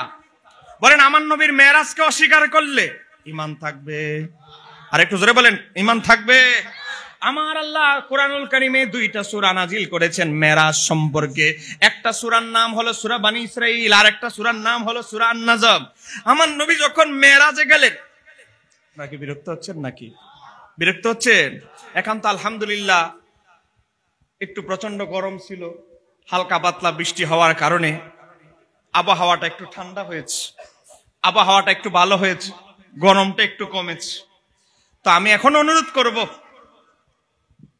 এখনো যারা ছড়িয়ে ছিটিয়ে আছেন বাইরে, আমি তাদেরকে অনুরোধ করব একটু তাড়াতাড়ি চলে আসেন, পরিবেশটা ঠিক করে দেন। নতুন যারা আসবেন ফাঁকা জায়গাগুলোতে বসবেন। গভীর মনোযোগ, নবীর মেরাজের কথা বলছি। নবী যখন মেরাজে গেলেন, মেরাজের ওয়াজ আমার আলোচ্য বিষয় নয়। নবী যখন মেরাজে গেলেন, আজরাইল আলাইহিস সালামের সদর দপ্তর, আজরাইল যেখান থেকে তার দায়িত্ব পালন করে, আজরাইল আলাইহিস সালামের পাশ দিয়ে আমার নবী যাচ্ছেন, আজরাইলকে সালাম দিলেন।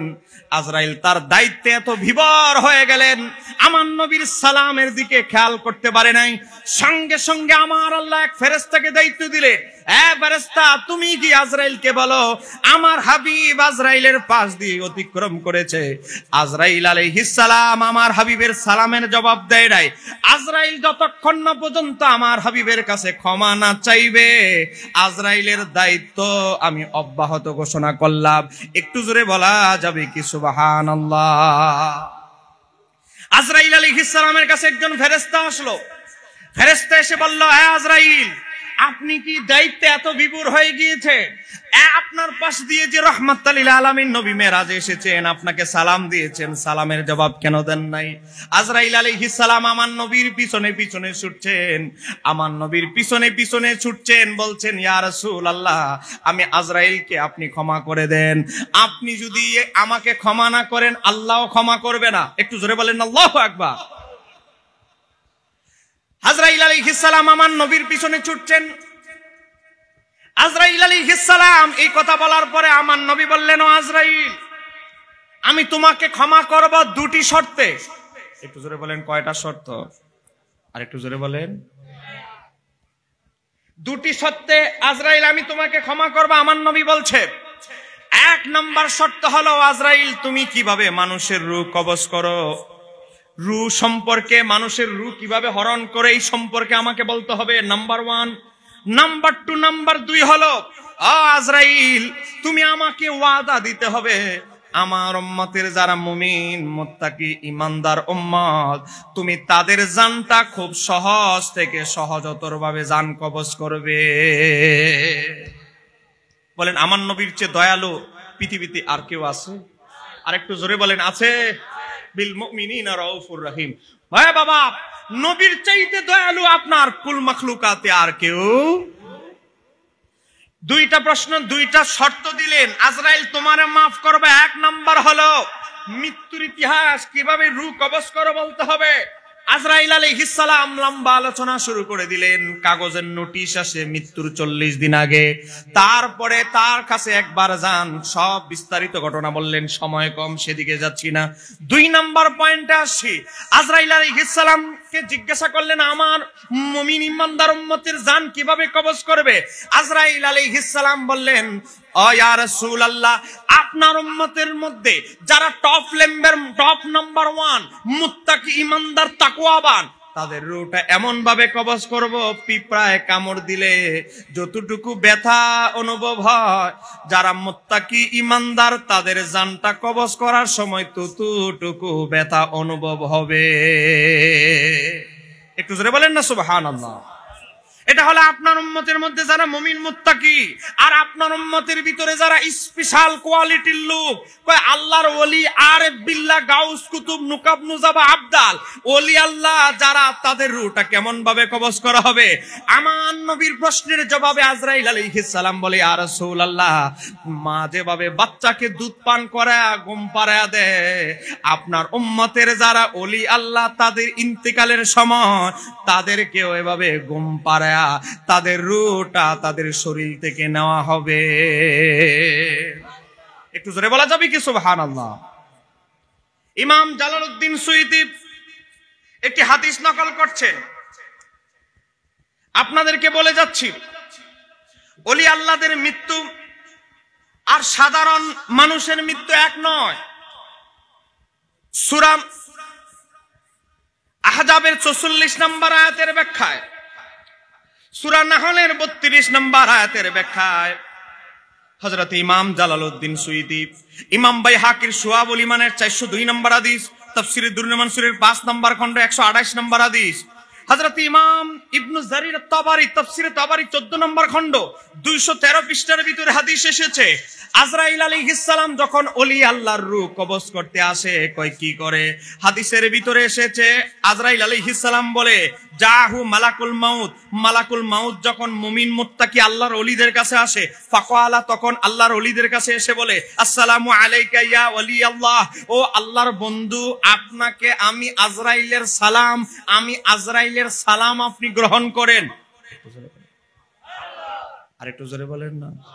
বলেন আমরা ওলি আল্লাহর পক্ষে আসি না নাই? আজরাইল আলাইহিস সালাম আল্লাহর ওলিদেরকে বলে, আসসালামু আলাইকা ইয়া ওলি আল্লাহ, ও আল্লাহর বন্ধু, আপনাকে আমি আজরাইলের সালাম দিচ্ছি, আপনি আমি আজরাইলের সালাম গ্রহণ করেন। তারপরে আর কি করতে হবে? আল্লাহু ইয়াকরাউ আলাইকাস সালাম, এবং আপনার রব আল্লাহ সুবহানাহু ওয়া তাআলা, আল্লাহ আপনাকে সালাম পাঠিয়েছে। একটু জোরে বলা যাবে কি সুবহানাল্লাহ? তার মানে কি, একজন আল্লাহর ওলির যখন রূহটা নেওয়া হয়, তখন আজরাইল আলাইহিস সালাম বলতে থাকে, ও আল্লাহর বন্ধু, আমি আজরাইলের সালাম আপনি গ্রহণ করেন। ও আল্লাহর বন্ধু, আপনার রব আপনাকে সালাম দিয়েছে, আপনার রবের সালাম আপনি গ্রহণ করেন। একটু জোরে বলা যাবে কি সুবহানাল্লাহ? তাহলে আমরা কি বুঝতে পারলাম? আমাদের মৃত্যু আর ওলি আল্লাহর মৃত্যু কখনো একরকম হতে পারে? মৃত্যুর অনেক কোয়ালিটি আছে। এই আয়াতের তাফসীর করতে গিয়ে বিশ্ববিখ্যাত এই তাফসীরের ইমাম নাসাফি রাহমাতুল্লাহ আলাইহি, তাফসীরে নাসাফি 2 নম্বর খণ্ড 211 পৃষ্ঠা, দারুল কুতুব ইলমিয়া বৈরুত লেবাননের ছাপা, সূরা নাহলের 32 নম্বর আয়াতের ব্যাখ্যায় বর্ণনা করছে। কি বর্ণনা করছে? আল্লাহর ওলিদের কাছে যখন আজরাইল আসে, আজরাইল বলতে থাকে, আসসালামু আলাইকা ইয়া ওলি আল্লাহ, ও আল্লাহর বন্ধু, আপনাকে আমি আজরাইলের সালাম, ইয়াকরাউ আলাইকাস সালাম, আল্লাহ আপনাকে সালাম দিয়েছে। ওয়া তুবাশশিরুহু, আমি আজরাইল আপনাকে সুসংবাদ দিচ্ছি। ওয়া তুবাশশিরুহু বিল জান্নাতি, এবং আপনাকে জান্নাতের সুসংবাদ দিচ্ছি। একটু জোরে বলা যাবে কি সুবহানাল্লাহ? এই হাদিস থেকে আমরা 3টা জিনিস শিখলাম। 3 নাম্বার জিনিসটা যেটা শিখলাম সেটা কি? 3 নাম্বার থেকে বলছি, কয় কি, আজকে এক শ্রেণীর লোক যারা পীর মুরিদি বিশ্বাস করে না, ওলি আল্লাহ বিশ্বাস করে না, তাসাউফে বিশ্বাসী না, তারা বলে কিসের ওলি আল্লাহ, কিসের পীর, হক্কারি পীর, হাসরের ময়দানে ওলি জান্নাতে যাবে, উনি যে জান্নাতে যাবে তারই তো কোনো গ্যারান্টি নাই। অথচ হাদিসের কিতাবে তাফসীরে নাসাবির ভিতরে স্পষ্ট এসেছে, আজরাইল আল্লাহর ওলিদের দেহ থেকে রূহটা নেওয়ার আগে আজরাইল আলাইহিস সালাম আল্লাহর ওলিদেরকে বলতে থাকে, সুসংবাদ দিতে থাকে, ওয়া তুবাশশিরুহু বিল জান্নাতি, ও মহান আল্লাহর ওলি, ও মুহসিন আউলিয়া, ও খাজা গরিবে নওয়াজ, ও শাহজালাল আলিয়ামনি, ও শাহিন সাই শ্রীকুট, ও খাজা আব্দুর রহমান চৌরবি, ও সৈয়দ তৈয়ব রাদিয়াল্লাহু তাআলা আনহু, আমি আপনাকে আজরাইল বলতে থাকে জান্নাতের সুসংবাদ দিচ্ছি। একটু জোরে বলা যাবে কি সুবহানাল্লাহ? ওলিরা কবরে যাওয়ার আগে, মাজারে যাওয়ার আগে জান্নাতের সার্টিফিকেট পকেটে নিয়ে তারপরে কবরের মাঝে মাজারে শোয়। একটু জোরে বলা যাবে কি সুবহানাল্লাহ? তাই অতএব ওলি আল্লাহর সাথে কি, ওলি আল্লাহর ইন্তেকাল, ওফাতের সাথে আমাদের তুলনা চলবে? কথা বলেন, চলবে? ওলি আল্লাহরা যেই দিন ইন্তেকাল করে, আমি মৃত্যু সম্পর্কে কথা বলছি, ওলি আল্লাহরা যেই দিন ইন্তেকাল করে, ওই ইন্তেকালের দিনটাকে আমরা উরুসের দিন বলি। কথা বলেন ঠিক কি রে? এখন তো অনেক জায়গা মোষ একটা বড় বড় রেখে, চুল লম্বা রেখে গান্দা খাইতো 10 বছর 12 বছর, ল্যাংটা বাবা, সালা বাবা, অমুক বাবা, বিভিন্ন বাবা, আজকে মারা যাওয়ার পর মাজার একটা বানিয়ে ফেলেছে, উরুস একটা করে, কিছু দালাল টালাল লাগায়, কিছু গরু মহিষ জোগাড় করে, বিভিন্ন মহিলা পুরুষ শিল্পী এনে জমজমাট অনুষ্ঠান, অমুক বাবার পবিত্র উরুস শরীফ, এরকম ভুয়া উরুসও আমাদের দেশে আছে না নাই? আর একটু জোরে বলেন না কেন? আমরা ভণ্ড উরুসের বিরুদ্ধে। কথা বলেন না কেন? ঠিক কিনা? বিভিন্ন জায়গায় এমন জায়গা আছে কুত্তা কবর দিয়ে মাজার বানায় ফেলেছে, এমন ইতিহাস বাংলাদেশে আছে। ভুয়া গায়েবী মাজার, মহিলা স্বপ্ন দেখেছে, আর কোন লোক স্বপ্ন দেখে নাই, মহিলা স্বপ্ন দেখেছে এই জায়গায় নাকি অমুক অলির মাজার। রাত্রে স্বপ্নে দেখেছে সকালবেলা মানুষ নিয়ে এনে ইট পাটকেল এনে মাজার একটা বানায় ফেলেছে, দান বাক্স একটা পাশে ঝুলিয়ে দিয়েছে। এরকম গায়েবী মাজারও আমাদের দেশে আছে না নাই? যেই কথা বলতেছিলাম, উরুস এটা পবিত্র জিনিস। উরুসের ব্যাপারে তিরমিজি শরীফের হাদিসের ভিতরে এসেছে, হযরতে আবু হুরায়রা রাদিয়াল্লাহু তাআলা আনহু হাদিস বর্ণনা করেছেন। তিরমিজি শরীফ হাদিস নাম্বার 1071, মিশকাতের 130 নম্বর হাদিস। হযরতে আবু হুরায়রা বর্ণনা করে, একজন মানুষ যখন ইন্তিকাল করে, মুসলমানদের ভিতরে দুই প্রকার লোক আছে। এক প্রকার লোক হলো মুত্তাকি পরহেজগার, আরেক প্রকার লোক হলো ফাসিক। কথা কন না কেন, ঠিক কি রে? এক প্রকার লোক যারা বড় বড় কবিরা গুনাহে লিপ্ত, তাদের কাছে যখন আজরাইল আলাইহিস সালাম আসে, আজরাইল আলাইহিস, তিরমিজির হাদিস নাম্বার 1071 আমি আপনাদেরকে শোনাচ্ছি। আজরাইল আলাইহিস সালাম যখন পাপী লোকের সামনে আসে, এমন ভয়ঙ্কর রূপ নিয়ে আসে, আজরাইলের মাথা হলো আকাশে লেগে আছে, পা হলো জমিনে লেগে আছে। ভয়ঙ্কর আজরাইলের সুরত দেখার পরে একটা পাপী, জানাখোর, সব সময় মদে আসক্ত, আকাম কুকাম, দুর্নীতি 2 নাম্বারিতে জড়িত, সে যখন আজরাইলের চেহারাটা দেখে, আজরাইলের চেহারা দেখতে দেরি পেশাব পায়খানা বেরিয়ে যায়। বাস্তব না অবাস্তব? আপনাদের আশেপাশে যারা গোসলের কাজ করে তাদেরকে জিজ্ঞাসা করবেন, নাম বলতে হবে না, তারা কারো নাম বলবে না, কারণ ইবনে মাজাহ শরীফের হাদিস, আমার নবী বলে, আব্দুল্লাহ ইবনে মাসউদ রাদিয়াল্লাহু তাআলা থেকে বর্ণিত, কোন মানুষ মুসলমান মারা গেলে কেউ যদি গোসল দেয়, গোসল দিয়ে ছোট্ট একটা, তার ত্রুটি বিচ্যুতিগুলো যদি গোপন রাখে, আমার আল্লাহ ওই যে গোসল দাতা যে গোসল দিয়েছে তার অতীতের সমস্ত সগীরা গুনাহগুলো আল্লাহ মাফ করে দেয়। এমন তার বড় বড় অপরাধ হাসরের ময়দানে, বড় বড় গোপন অপরাধ আল্লাহ হাসরের ময়দানে গোপন রাখে। অতএব যারা গোসল দিবে, 1 নম্বর শর্ত হলো তার মাইয়েতের যার গোসল দিবে তার ত্রুটি বিচ্যুতি দোকানপাটে বিভিন্ন জায়গায় বলা হারাম, নিষিদ্ধ, বলতে পারবে না। যদি এমন লোক থাকে যারা জবান পাতলা, বিভিন্ন সুগুলখুরি তার পেশা, ওই ধরনের লোক দিয়ে কখনো কাউকে মাইয়েতকে গোসল দেওয়া যাবে না, নিষিদ্ধ, ইসলামে নিষিদ্ধ। এবার আসেন, আমি যেই পয়েন্টে কথা বলছিলাম, একটা ফাসিক লোক যখন মৃত্যুবরণ করে, এখনো রু নাই, রু কবজ করার আগে শুধু আজরাইলের চেহারা দেখে পেশাব পায়খানা করে দেয়। যারা গোসল করায় তাদেরকে জিজ্ঞাসা করবেন, বহু মাইয়েতকে তারা গোসল করিয়েছে, পায়খানায় তার লুঙ্গি ভরে গেছে, পেশাবে তার জামা ভিজে গেছে, এরকম অবস্থা আছে না নাই? কারণ তার আমলের পজিশন একেবারে ইমানের পাওয়ার, ইমানের অবস্থা, আমলের অবস্থা খুবই খারাপ।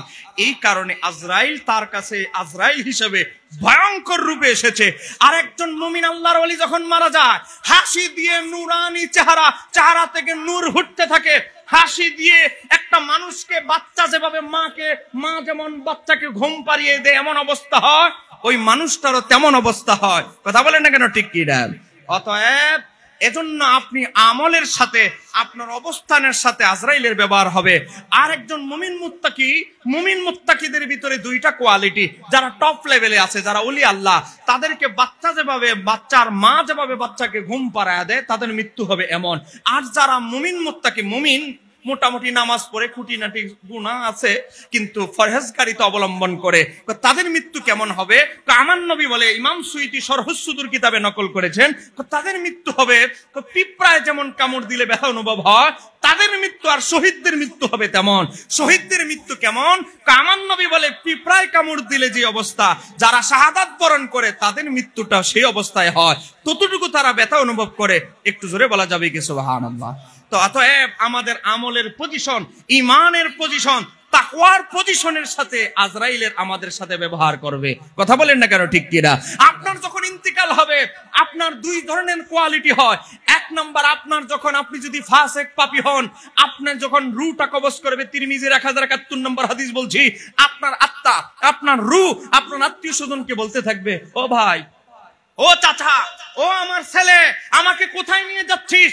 কারণ মৃত ব্যক্তির আত্মা তার কবরের কাছেই যাবে। কবর যে খনন হচ্ছে, কবরের কাছে গিয়ে দেখে অ্যাডভান্স তার কবরে জাহান্নামের আগুন রেডি করা হচ্ছে।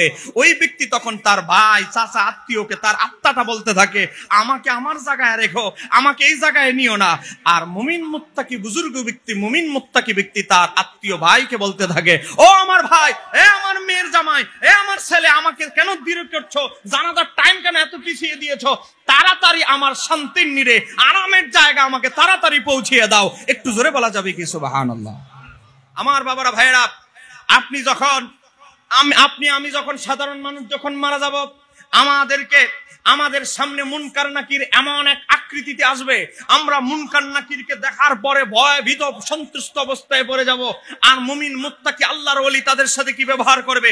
তিরমিজির 1071 নম্বর হাদিস, ফায়াকুলানে, দুইজন ফেরেশতা আল্লাহর ওলিদেরকে বলবে, নাম ঘুমাও ও আল্লাহর বন্ধুরা, ঘুমাও, নাম ঘুমাও, কানামাতুল আরুসে, নবদুলহা নতুন বিয়ে করলে বাসর করে যেমনি ঘুমায়, ও আল্লাহর ওলি তুমিও তোমার কবরে নবদুলহার মতো ঘুমাইতে থাকো। একটু জোরে বলা যাবে কি সুবহানাল্লাহ? এই কারণে আমরা আল্লাহর ওলিদের ইন্তিকালের দিনটাকে বলি উরুস। বলেন কি বলি? আর একটু জোরে বলেন না। উরুস। গাঞ্জা খাইতো, নামাজ রোজার খবর নাই, মহিলা নিয়ে পড়ে থাকতো, উল্টা পাল্টা আখলাক চরিত্রের কোনো ঠিক নাই, সেও মারা গেছে, নাম দিয়ে দিছে উরুস। এরকম 2 নাম্বার উরুসও দেশে আছে, আবার 1 নাম্বার উরুসও আছে। 1 নাম্বার উরুস যদি দেখতে যাও, শানসাই সিরিকোটের কিছুদিন আগে তৈয়ব রহমাতুল্লাহ উরুস গিয়েছে, শানসাই সিরিকোটের উরুস গিয়েছে, গিয়ে দেখো ওই সিরিকোট শরীফে গিয়ে দেখো, সিরিকোট শরীফে না যাইতে পারলেও লাইভে অনুষ্ঠান দেওয়া আছে, সেখান থেকে দেখো কিভাবে সত্যিকারের উরুস উদযাপন হয়। এই কথা বলে না কেন? ঠিক কিনা? আপনাকে রাগ করতেছেন আমার কথায়? দাওয়াত দিলে দিবেন, না দিলে নাই, হক কথা আমার বলতে হবে। কথা কন না কেন? ঠিক কিনা? কিছু প্রশ্ন এসেছে, আমি জবাবে যাচ্ছি। তো অতএব কবরের অবস্থা আপনার এমন হবে, আপনি যদি মুমিন মুত্তাকি হতে পারেন, আপনি মুনকার নাকিরকে দেখে ভয়ে আতঙ্কিত হবেন না। তারা সুন্দর আকৃতিতে আপনার সামনে আত্মপ্রকাশ করবে। যদি আপনার আমলের কোয়ালিটি খারাপ হয়, 2 নাম্বার লোক হন আপনি মুনকার নাকিরকে দেখে যা দুনিয়াতে মুখস্থ ছিল এগুলো পর্যন্ত কলব থেকে হারিয়ে যাবে। বলবেন লা আদ্রি, আমি তো কিছুই জানি না। আমার নবীকে যখন দেখিয়ে বলবে, ফায়াকুলানে মা কুনতা তাকুল হাদার রাজুল, এই মহান ব্যক্তি সম্পর্কে তোমার বক্তব্য কি, আকীদা কি, চিন্তা চেতনা কি? যে ব্যক্তি বলে আমি আমার নবী তার মতো মানুষ, নবী দোষে বড়া করা মানুষ, নবী হায়াতুন নবী নয়, নবী আলমে গায়েব জানে না, নবী শাফাআতের ক্ষমতা নাই, যার আকীদা নষ্ট নবীর ব্যাপারে, সে কি আমার নবীকে কবরে চিনতে পারবে? আরেকটু জোরে বলেন, চিনতে পারবে? যখন বলা হবে তোমার রব কি, রবের নাম বললো, দিন কি, দিনের নাম বললো, কিন্তু আমার নবীকে যদি চিনতে না পারে, এই 2 প্রশ্নের উত্তর সঠিক হওয়ার পরেও তার কোনো মূল্য। আরেকটু জোরে বলেন, কোন মূল্য? আমরা কবর থেকে বের হব হাসরের ময়দানে। হাসরের ময়দানে সর্বপ্রথম যিনি উঠবেন তিনি হলেন রাহমাতাল লিল। কথা বলেন, এতে কোনো সন্দেহ আছে? কেন হাসরের ময়দানে আমার নবী উঠবেন? সিস্টেমে তো উঠার কথা আদম নবী আগে, কিন্তু আমার নবী কেন উঠবেন? কারণ গোটা মানব জাতির ভিতরে আমার নবীকে আমার আল্লাহ প্রথম সৃষ্টি করেছে, এজন্য নবী রাসূলদের ভিতরে সর্বপ্রথম আমার নবী উঠবে।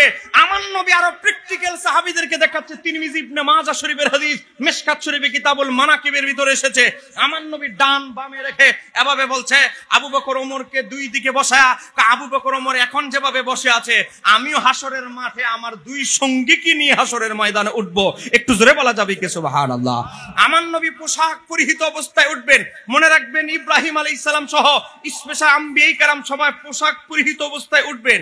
তবে তাদেরকে আবার হাসরে পোশাক পরানো হবে। যেমন ইব্রাহিম আলাইহিস সালামকে পোশাক পরানো হবে, আমার নবীকে পোশাক পরানো হবে, খাতুনে জান্নাতকে পোশাক পরানো হবে। এইগুলো কল্প কাহিনী নয়।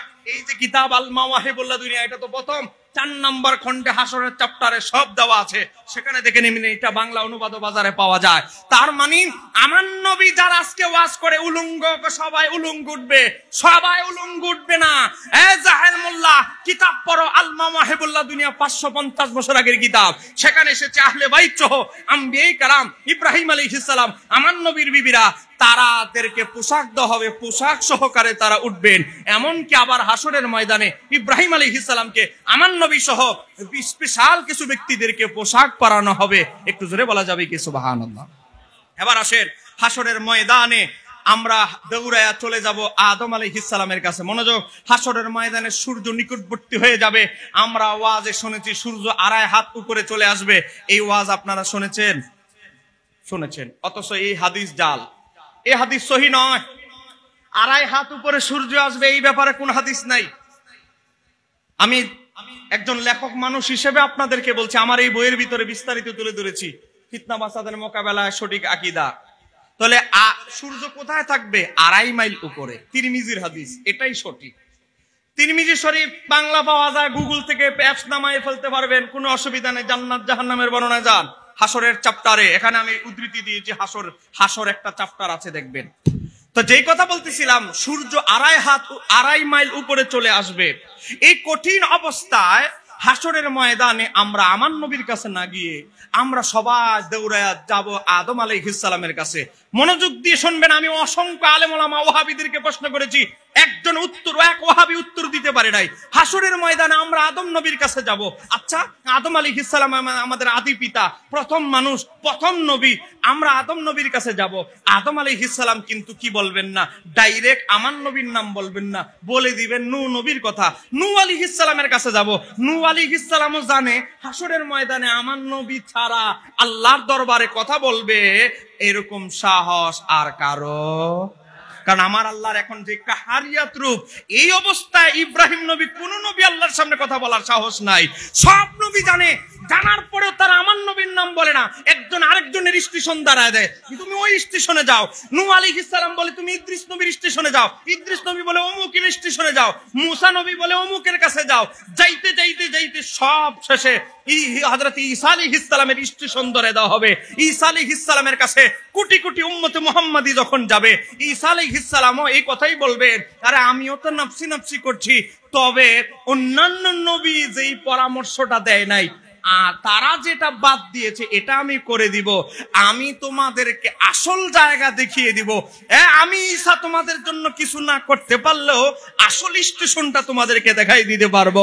ওই যে দেখা যায় মাকামে মাহমুদ, সেখানে যাও, সেখানে তোমাদের নবী তোমাদের অপেক্ষা করছে।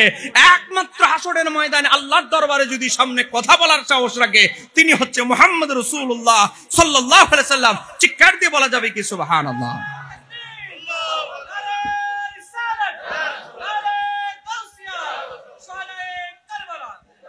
সম্মানিত আমার দিনী ভাইরা, এখন আপনাদের কাছে প্রশ্ন, হাসরের ওয়াজ আপনাদের খতিব সাহেব হুজুর করলো, এলাকায় কত মাহফিল হলো শুনলেন।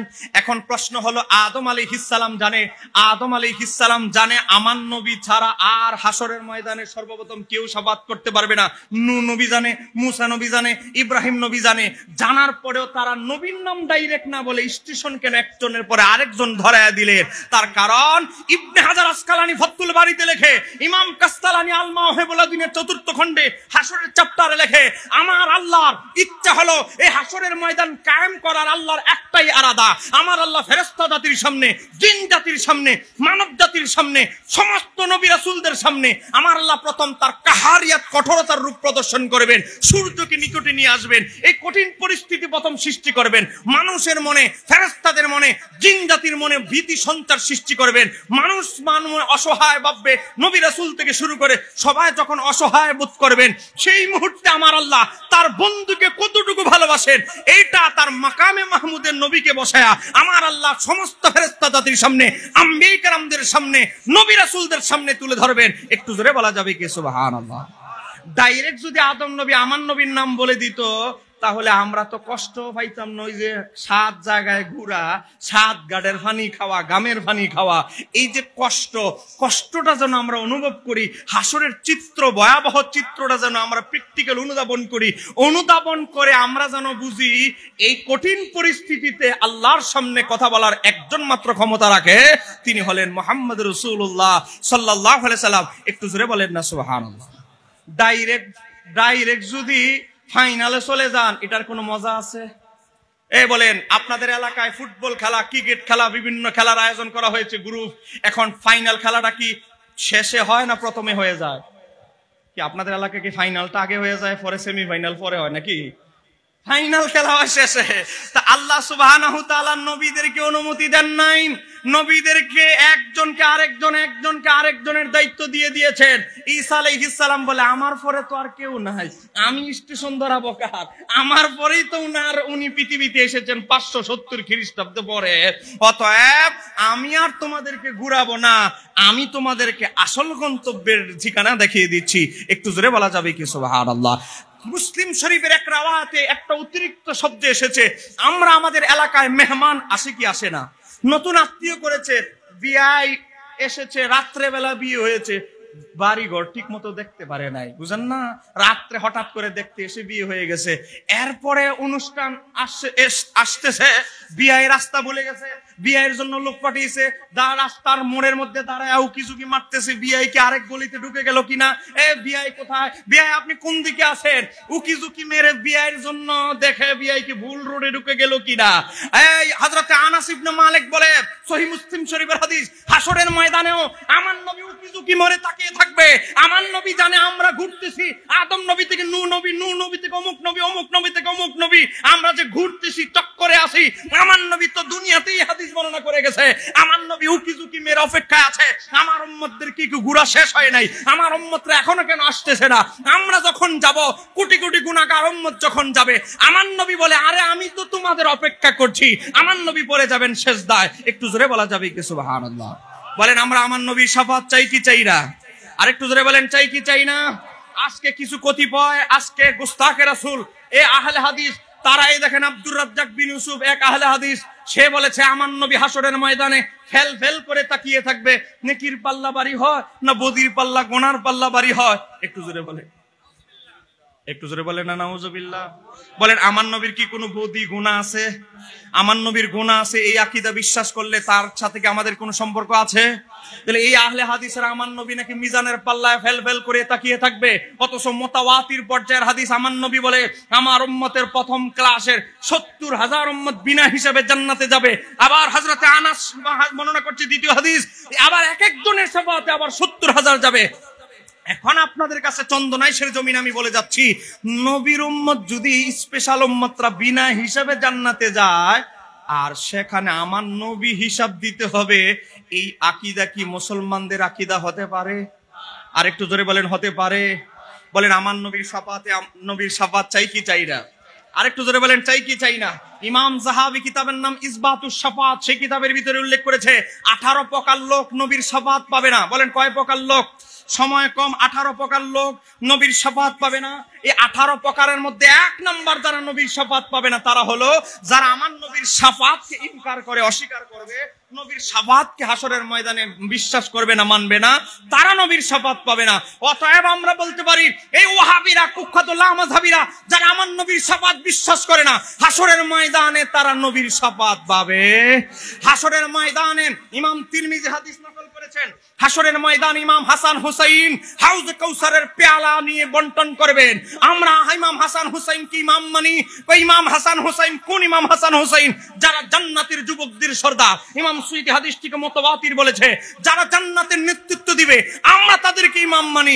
আর কথিত ওয়াহাবিরা যে জান্নাতে যাবে তো দূরের কথা, যে একটা বানরের কাছে পরাজিত হয়েছে, যে পৃথিবীতে কিয়ামত পর্যন্ত লানতের উপযুক্ত, তাকে যারা হক খলিফা বলে, তাদের হাসরও তাদের সাথেই হবে। কথা বলেন না কেন? ঠিক কি না? আমার বাবারা, ভাইরা, সম্মানিত আমার দিনী ভাইরা, আপনারা এতক্ষণ পর্যন্ত সময় দিয়েছেন, আমি আপনাদের কাছে ঋণী। কয়েকটা প্রশ্ন আছে, আমি জবাব দিব। মনে রাখতে হবে আমাদের সব জায়গায় এখন যৌতুকের একটা কুসংস্কার রয়ে গিয়েছে। এই যৌতুকের কুসংস্কার সর্বপ্রথম এসেছে হিন্দুদের থেকে। আমি কোন ধর্মকে ছোট করছি না, হিন্দু ধর্মের যারা হিন্দু ধর্মেও যৌতুককে স্বীকার করে নাই, বেদ বলেন, যত কিতাব আছে বলেন, প্রাচীন কিতাব, কোন হিন্দুদের কিতাবে যৌতুক কোন সমর্থন করে না। এবার আসেন, এই যৌতুক আজকে আমাদের মহামারী হিসাবে ধারণ করেছে। কুরবানির ঈদ আসলে, ঈদুল আজহা আসলে, গরু না দিতে পারলে, ছাগল না দিতে পারলে বহুময়ে আত্মহত্যার রাস্তা পথ বেছে নেয়। অসংখ্য জায়গায় মেয়ের বাড়িতে চলে এসেছে, শ্বশুর বাড়ি ফেলে দিয়ে বাপের বাড়িতে চলে এসেছে, 6 মাস 8 মাস 9 মাস শ্বশুর বাড়িতে যেতে পারে না, কারণ যৌতুক পরিশোধ হয় নাই। শ্বশুর বাড়িতেও যেতে পারে নাই, কারণ শাশুড়ি 14 নম্বর বিপদ সংকেত দিয়ে দিয়েছে, টাকা আনবা যৌতুকের, তারপরে আমার ঘরের বিটা বাড়ির দিকে নজর দিবা। এরকম শাশুড়ি আপনাদের চন্দন আসে নাই? আমাদের কুমিল্লা আছে, বলেন আছে না নাই? রে ভাই, আপনারা কি রাগ করছেন নাকি আমার উপরে? জানি আমি যৌতুকের ওয়াজ করলে কারো কিছু গায়ে একটু কষ্ট লাগবে, কিন্তু আমার কিছু করার নাই। মনোযোগ দিয়ে শুনতে হবে, আমি সময় কম, কয়েকটা মিনিট কথা বলবো, তারপর আমি প্রশ্নে যাচ্ছি। দেখেন, আজকে আপনি এই যে যৌতুক, আজকে আমাদের বিয়েগুলো এত কঠিন করার কারণে আজকে আমাদের অনেক ছেলেরা 35 বছর বয়সে বিয়ে করতে পারে না, জেনা ব্যভিচারের জড়িত হচ্ছে। কথা বলেন না কেন, ঠিক কিনা? আজকে 35 বছর হয়ে গেছে, সে বুঝতেছে আমি যদি বিয়ে করি মোটামুটি 20 লাখ টাকা হাতে নিতে হবে, কারণ বিয়েকে আমরা এত কঠিন করে ফেলেছি। আজকে এমন অবস্থা হয়ে গিয়েছে, আজকে একটা ছেলে জেনা ব্যভিচারে জড়িত হচ্ছে, চরিত্র নষ্ট হয়ে যাচ্ছে, তার জীবনের অবস্থা 12টা বেজে যাচ্ছে, কিন্তু অভিভাবক যৌতুকের জন্য আর মেয়ে পক্ষ আবার বলে 20 লাখ টাকার কাবিন দিতে হবে, কারণ আমার বাতিজির কাবিন হয়েছে 22 লাখ, আমার মেয়ের যদি অন্তত 24 লাখ না হয় আমার ইজ্জত বাঁচবে না। এমন পিতা মাতা অভিভাবক আছে না নাই? দুই পক্ষই কিন্তু দায়ী আছে, খালি এক পক্ষরে বললে হবে না। মনে রাখবেন আল্লাহর হাবিব সাল্লাল্লাহু আলাইহি সাল্লাম আমাদেরকে কি শিক্ষা দিয়েছেন। মিশকাত শরীফের 3097 নম্বর হাদিস, ইমাম আহমদের মুসনাদ আহমদের 24529 নম্বর হাদিস, ইমাম নাসাইর সুনানুল কুবরার 9274 নম্বর হাদিস, 21টা হাদিসের কিতাবে হাদিসটি এসেছে। মা আয়েশা সিদ্দিকা রাদিয়াল্লাহু তাআলা আনহা থেকে বর্ণিত, ক্বালা নবী সাল্লাল্লাহু আলাইহি সাল্লাম, আমার নবী নিজে ইরশাদ করেছেন, ইন্না আযমান নিকাহি, নিশ্চয়ই সবচেয়ে উত্তম নিকাহ, সবচেয়ে সর্বাধিক উত্তম নিকাহ হলো কোন নিকাহ?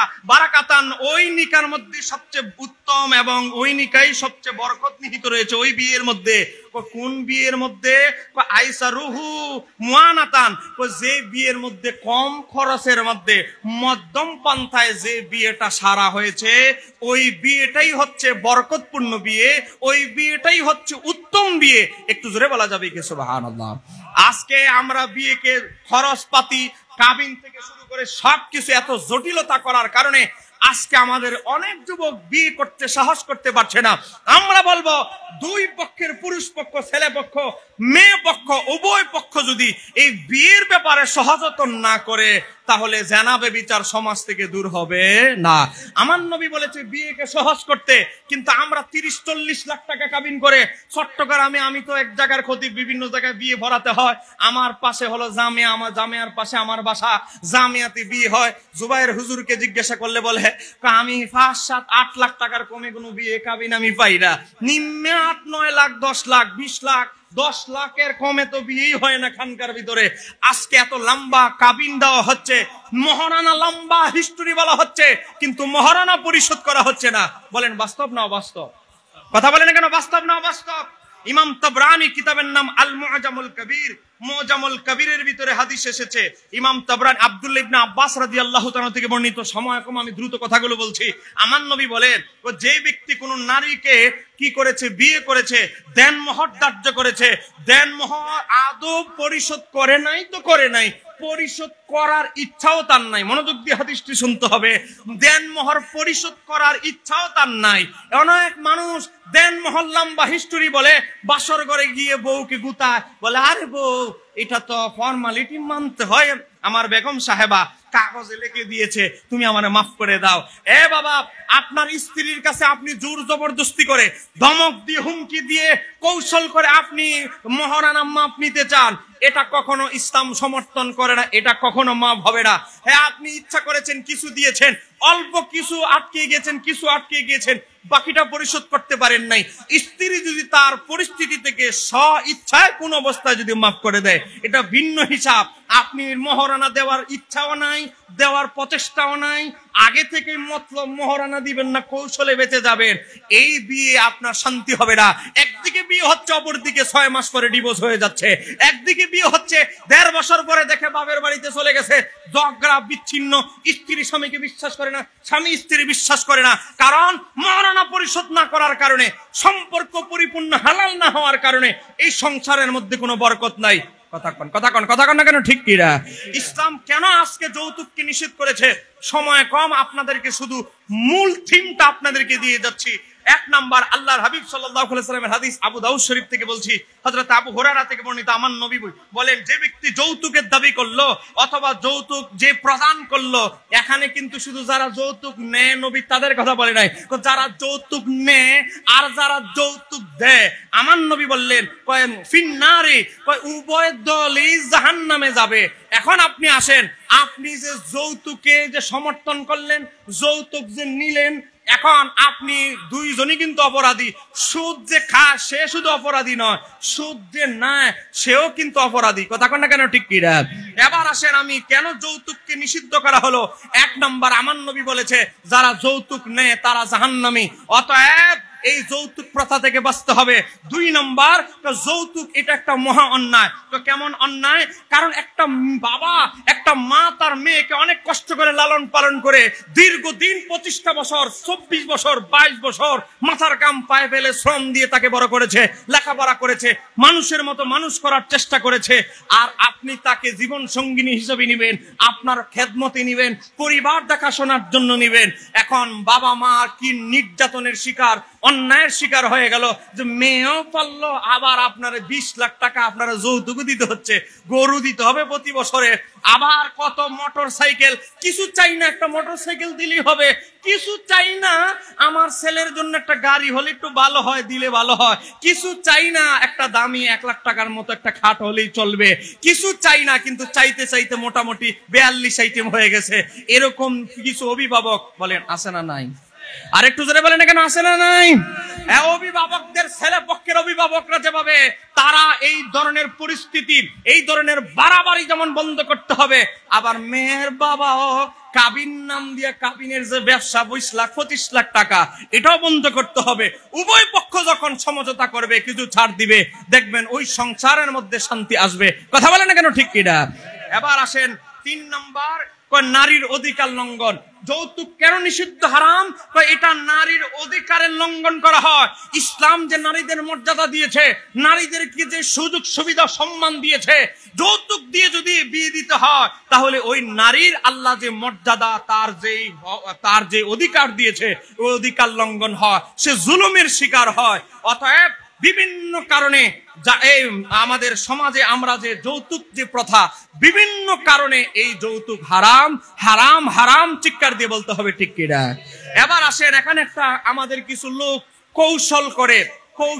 কৌশল কি জানেন? তারা আপনাদেরকে ভুয়া মেসেজ দিবে। তারা বলবে কি বলবে জানেন? তারা বলবে নাসাই শরীফের 3384 নম্বর হাদিস এসেছে, ইবনে মাজাহ শরীফের 4152 নম্বর হাদিস এসেছে। কই কি? আমার নবী মা ফাতেমাকে যখন বিয়ে দেয়, খাতুনে জান্নাতকে যখন মাওলা আলী শেরে খোদার সাথে বিয়ে দেয়, আমার নবী একটি পানির মশক দিয়েছিলেন, একটা ইজখির ঘাস ভর্তি একটি বালিশ উপহার দিয়েছিলেন, আরো কিছু কিছু জিনিস উপহার দিয়েছিলেন। নবী যেহেতু উনার মেয়ের ব্যাপারে উপহার দিয়েছেন, তা আমরা মেয়ের বাড়ির পক্ষ থেকে কিছু উপহার নিলে কেন নিষিদ্ধ হবে? মনে রাখবেন, যৌতুক কোনটাকে বলা হয়?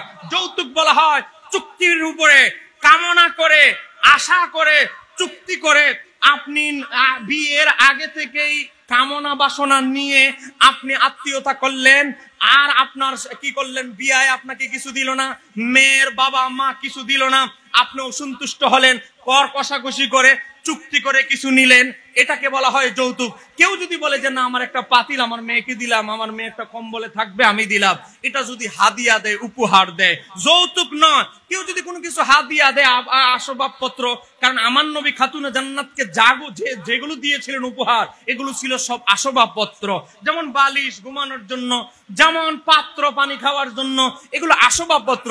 আসবাবপত্র যদি বাবার পক্ষ থেকে হাদিয়া উপহার দেয়, এতে কোনো গুনাহ নাই, বরং আরো আমার নবীর আদর্শ পালন হবে, সওয়াব হবে। কিন্তু বর্তমানে যে দর কষাকষি যা চলছে, এটা হারাম হারাম হারাম। ইসলামের সাথে, আমার নবীর সাথে, দিন ধর্মের সাথে এই বর্তমান যৌতুকের কোনো সম্পর্ক, আর একটু আসতে বলেন, কোন সম্পর্ক। সম্মানিত আমার দিনী ভাইয়েরা, কয়েকটা প্রশ্ন এসেছে, আমি প্রশ্নের জবাবগুলো দিয়ে আমার আলোচনা ইতি টানবো। আপনারা কি বিরক্ত হচ্ছেন নাকি? কথা বলেন, বিরক্ত হচ্ছেন? বৃষ্টির মাঝে মাহফিল চালানো এত সহজ না, তারপরেও যে আপনারা এই যে একটা ভালোবাসা দেখিয়েছেন, একটা আদব দেখিয়েছেন, একটা পরিবেশ দিয়েছেন, এটার জন্য আমি অসংখ্য কৃতজ্ঞ। কারণ গ্রাম অঞ্চলে, গ্রামের সাইডে বৃষ্টিতে মাহফিল চালানো এটা অনেক ডিফিকাল্ট, অনেক জটিল ব্যাপার। আল্লাহ সুবহানাহু ওয়া তাআলা আপনাদের প্রত্যেকের উঠা বসা কবুল করুন, সবাই বলেন আমিন। আহলে বাইতের উসিলে আমাদের প্রত্যেকের বসাকে কবুল করুন, সবাই বলেন আমিন। সম্মানিত আমার দিনী ভাইরা, আমার লেখা প্রায় 42টার মতো বই আছে। আপনাদেরকে এতক্ষণ তো আপনাদের জন্য আলোচনা করেছি, এবার আমার জন্য 30 মিনিট সময় ব্যয় করছি। আপনারা জানেন চতুর্দিকে বাতিল ফেরকা, ওয়াহাবি, এরপরে আসলো আহলে হাদিস। আহলে হাদিসদেরকে দেখা দেখি করে এখন আরেকটা বের হয়েছে আহলে কোরআন। তারা বলে কোন হাদিস বিশ্বাস করি না, কোরআনই চলবে। একটু জোরে বলে না নাউজুবিল্লাহ। একটার পর একটা দাজ্জাল আসার আগ পর্যন্ত খালি ফিতনার ফিতনা। এই প্রত্যেক ফিতনার জবাবে আমি দীর্ঘদিন ধরে আমার একটা স্বপ্ন ছিল ৭৩ দল একমাত্র জান্নাতি দল আহলে সুন্নাত ওয়াল জামাত, এর বাইরে যে বেজাল ৭২টা দল আছে, কোন দল কোন কারণে খারাপ, কোন দল কোন কারণে পথভ্রষ্ট, কোন কারণে কাদারিয়া খারাপ, কোন কারণে মুতাজিলা খারাপ, কোন কারণে ওয়াহাবি খারাপ, কোন কারণে আহলে হাদিস দলটা খারাপ, এই প্রত্যেকটা দলের আকীদাগুলো চিহ্নিত করে তাদের আবার দলিল দিয়া দাঁত ভাঙা জবাব দিয়ে একটা বই করা দরকার। তাহলে এক বইয়ের ভিতরে ৭২ বাতিল ফেরকা সম্পর্কে মানুষ, কলেজ বিশ্ববিদ্যালয়ের ছেলেরা জানতে পারবে। আপনি সুন্নি, কিন্তু আপনার আকীদাগুলো কি? নবীর ব্যাপার আকীদা কি, ফেরেশতাদের ব্যাপার আকীদা কি, ওলি আল্লাহর ব্যাপার আকীদা কি, সাহাবীদের ব্যাপার আকীদা কি, হ্যাঁ আল্লাহর ব্যাপার আকীদা কি, আমরা জানি না। আপনি অনেক হয়তো নবীর ব্যাপারে কিছু আকীদা আমরা জানি, নবী আল মাগায়েব জানি, হায়াতুন নবীর নূর এইগুলো জানি, নবীর ব্যাপারে আরো অনেক আকীদা জানি না, আল্লাহর ব্যাপারে আমরা আকীদা জানি না। তো অতএব আপনি নিজে যে সুন্নি দাবি করেন, নিজে যে সুন্নি, কি কি আকীদা সুন্নিরা ধারণ করে, কি কি আকীদা রাখলে আপনি সুন্নি আপনি জানেন না। ওই আপনি উরুসে যাচ্ছেন, আপনি মাহফিলে যাচ্ছেন, আপনি মনে করতেছেন এখানেই আপনার চর্চা শেষ, এখানেই আপনি সুন্নি হয়ে গেছেন শেষ। ভাই 200, 100, 300 টাকা, এটাকে টাকা মনে করবেন না। আমি আপনাদেরকে বই বিক্রির জন্য বলছি না। আমার বই অনলাইনে লাখ লাখ কপি, হাজার হাজার কপি বিক্রি হচ্ছে, শুধু বাংলাদেশে না, ইন্ডিয়া সহ সারা বিশ্বে আমার বই বিক্রি হচ্ছে আপনাদের দোয়া। তো আমি আপনাদেরকে বলবো, যদি সম্ভব হয়, আপনার যে মেয়েটা কলেজে পড়ে, আপনার যে ছেলেটা নবম অষ্টমে শ্রেণীতে ঢুকে গেছে, বুঝ শক্তি সম্পূর্ণ জায়গায় চলে যাচ্ছে, তাদেরকে একটা আকীদার বই দেন। আপনি খালি উরুসু নিয়ে যাইবেন না, এখানে শেষ নয়। আপনি সুন্নি হলে হবে না, আপনি শুধু তৈয়ব শাহ রহমাতুল্লাহর মুরিদ হয়ে বসে থাকলে হবে না, আপনি তো হুজুর কাবলা সৈয়দ মোহাম্মদ তাহের শাহ মাদ্দাজুল্লাহর কাছে বায়াত হলে হবে না। আপনার আওলাদকেও তরিকতে রাখতে হবে, আকীদায় রাখতে হবে। না হলে মরার পরে বলবে জানাজার পরে দোয়া নাই, দাফনের পরে দোয়া নাই, কবরের দিকে ফিরে দোয়া করা বেদাত, 60 দিনের অনুষ্ঠান বেদাত, 40 বেদাত। এ বলেন বেদাত বেদাত বলবি কি বলবে না? বলবে কেন? আপনার ছেলের আকীদা নষ্ট হয়ে গেছে। আপনি ছিলেন সারা জীবন সুন্নি, কিন্তু ছেলে তো চলে গেছে আরেক লাইনে। অতএব নিজের ছেলে যদি আকীদা বিশুদ্ধ না হয়, মরার পরে কোরআন তেলাওয়াত করে দোয়া, ওই লাইলাতুল কদরে বরাতে দোয়া, এইগুলো ভুলে যান। জুমার দিন কবর জিয়ারত, এগুলো ভুলে যান। বলবে কবর পূজা, কবর জিয়ারতকে বলবে কবর পূজা। অতএব আমি বলবো, কারো কাছে যদি 300টা টাকা থাকে, যদি সম্ভব হয়, আমি আপনার কাছে কালেকশন করতেছি না আমার জন্য, কারো সম্ভব হলে আপনার বাচ্চার জন্য 5ম শ্রেণীতে পড়ে, 5ম শ্রেণীতে থেকে ও একদম মাস্টার্স পর্যন্ত সবার জন্য আমি এই একটা বই করেছি। আপনাদের দোয়া, এটা ঈদুল আজহার 1 সপ্তাহ আগে বের হয়েছে, 6 দিনে 1100 কপি বিক্রি হয়েছে। একটু জোরে বলেন না মারহাবা। 2য় এডিশনও শেষ, আবার নতুন ছাপাইতে দিয়েছি 3য় হাজার। কারো লাগলে এই বইটা নিবেন। এই বই এক দলিলেন এল মাগায়েব, হাজির নাজির, উসিলা, ফির মুরিদি যা আছে কেন সব আছে, 616 পৃষ্ঠা। আরেকটা বই আপনাদেরকে বলবো, আল্লাহর নবী বলেছে আউয়ালু মা ইউহাসিবু বিহিল আবদু, বান্দা কিয়ামতের ময়দানে সর্বপ্রথম হিসাব দিতে হবে, সেটা হচ্ছে সালাত, নামাজ। আপনি মুসলমান, কিন্তু আপনার ঘরে একটা নামাজ শিক্ষা বই নাই, এমন মুসলমান আছে না নাই? ঘরে খবর দেখেন, ঘরের ভিতরে শোকেসে দেখেন দামি দামি কাপড়, কিন্তু একটা নামাজ শিক্ষা বই, দরবারের ওজিফাটা নাই। ওজিফা একবার আনছে, কোথায় হারায় ফেলছে, ওজিফা আর ঘরে খুঁজে পায় না। এরকম অনেক লোক আছে। অনুরোধ করবো, এই নামাজ শিক্ষা বইটা নিবেন। 5 ওয়াক্ত নামাজের পাশাপাশি শবে বারাত, শবে মেরাজ, যত নামাজ আছে, সালাতুত তাসবিহ, শবে বারাত, মেরাজ, লাইলাতুল কদর, ইস্তেখারার নামাজ, বিশেষ করে 215 পৃষ্ঠা একটা নামাজ আছে। যারা এমন বিপদে পড়ে গেছেন, ঋণগ্রস্ত, মেয়ে দিয়ে দিতে পারতেছেন না, এমন ঋণগ্রস্ত হয়েছেন, ঋণ আপনার শেষই হয় না, ঋণই শেষ হয় না, আমি তাদেরকে বলবো 215 পৃষ্ঠা একটা নামাজ আছে, 200 বরাবর 15 পৃষ্ঠা। এই নামাজটা হলো, আল্লাহ হযরত আনাস ইবনে মালিক বর্ণনা করেছে। দেখেন, এই নামাজটা কেউ যদি 4 রাকাত পড়ে, একটানা 4 রাকাত, চারার পরে নিয়ত করতে হবে নফল, নিয়ত করতে হবে আল্লাহর গায়বী আসমানি সাহায্যের জন্য। পড়ার পরে দুরূদ শরীফ 3 বার পরে 3 বার এই দোয়াটা পড়তে হবে, ইয়া ওয়াদুদু ইয়া জাল আরশিল মাজিদ ইয়া ফাআলুল লিমা ইউরিদ। এই দোয়াটা পরে শেষে একটা শব্দ আছে, ইয়া মুগিসু আগিসনি। এটা যখন জোরে জোরে 3 বার বলবেন, আসমান থেকে 4 জন ফেরেশতা আসবে। আপনার বিপদ, আপনার ঋণ যতক্ষণ না পরিশোধ না হবে, ওই 4 জন ফেরেশতা আকাশে ফিরে যাবে না। একটু জোরে বলা যাবে কি সুবহানাল্লাহ? আজকে আমরা 19 থেকে 20 হলে তান্ত্রিকের কাছে চলে যাই, হিন্দু কবিরাজের কাছে, তান্ত্রিক মন্ত্র, ওই চাকমা ভারত থেকে আগত কামরূপ কামাকা থেকে আগত। আজকে 19 থেকে 20 হলে মহিলারা কবিরাজ কুফুরি তান্ত্রিকের কাছে চলে যায়। আজকে নিজেও আজকে লাঞ্ছিত হচ্ছেন, আরেকজনেরও ক্ষতি করছেন। মনে রাখবেন, মুসনাদে বাজ্জারের হাদিস ইমাম জাহাবি আল কাবায়ের কিতাবে নকল করেছে, যারা জাদুর আশ্রয় নেয় তাদের উপরে লানত, যারা জাদুকর তাদের উপরে সর্বাবস্থায় আল্লাহ এবং তার রাসূলের ফেরেশতাদের লানত। এতএব কবিরাজের কাছে না গিয়ে সেজদায় পড়ে আল্লাহর দরবারে বিপদের জন্য সাহায্য চান। আল্লাহ সুবহানাহু ওয়া তাআলা আজকের আলোচনা কবুল করুন। সবাই বলেন আমিন। আর একটু জোরে বলেন। আপনারা কি চা নাস্তা দিতে হবে নাকি? চিৎকার করে ওয়াজ করতেছি আমি, আর আপনারা আমিনটাও বলতেছেন না।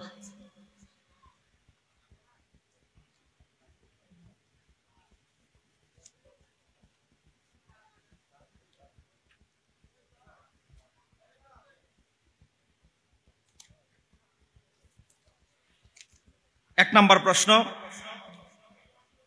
40 দিন পর্যন্ত মৃত ব্যক্তির গোসলের স্থানে নারিকেল দেওয়া, ফানি রাখা ও মোমবাতি জ্বালানো জায়েজ কিনা, এই বিষয়ে জানতে চাই। সহজ কথা, এক কথা, এটা হলো একটা কুসংস্কার।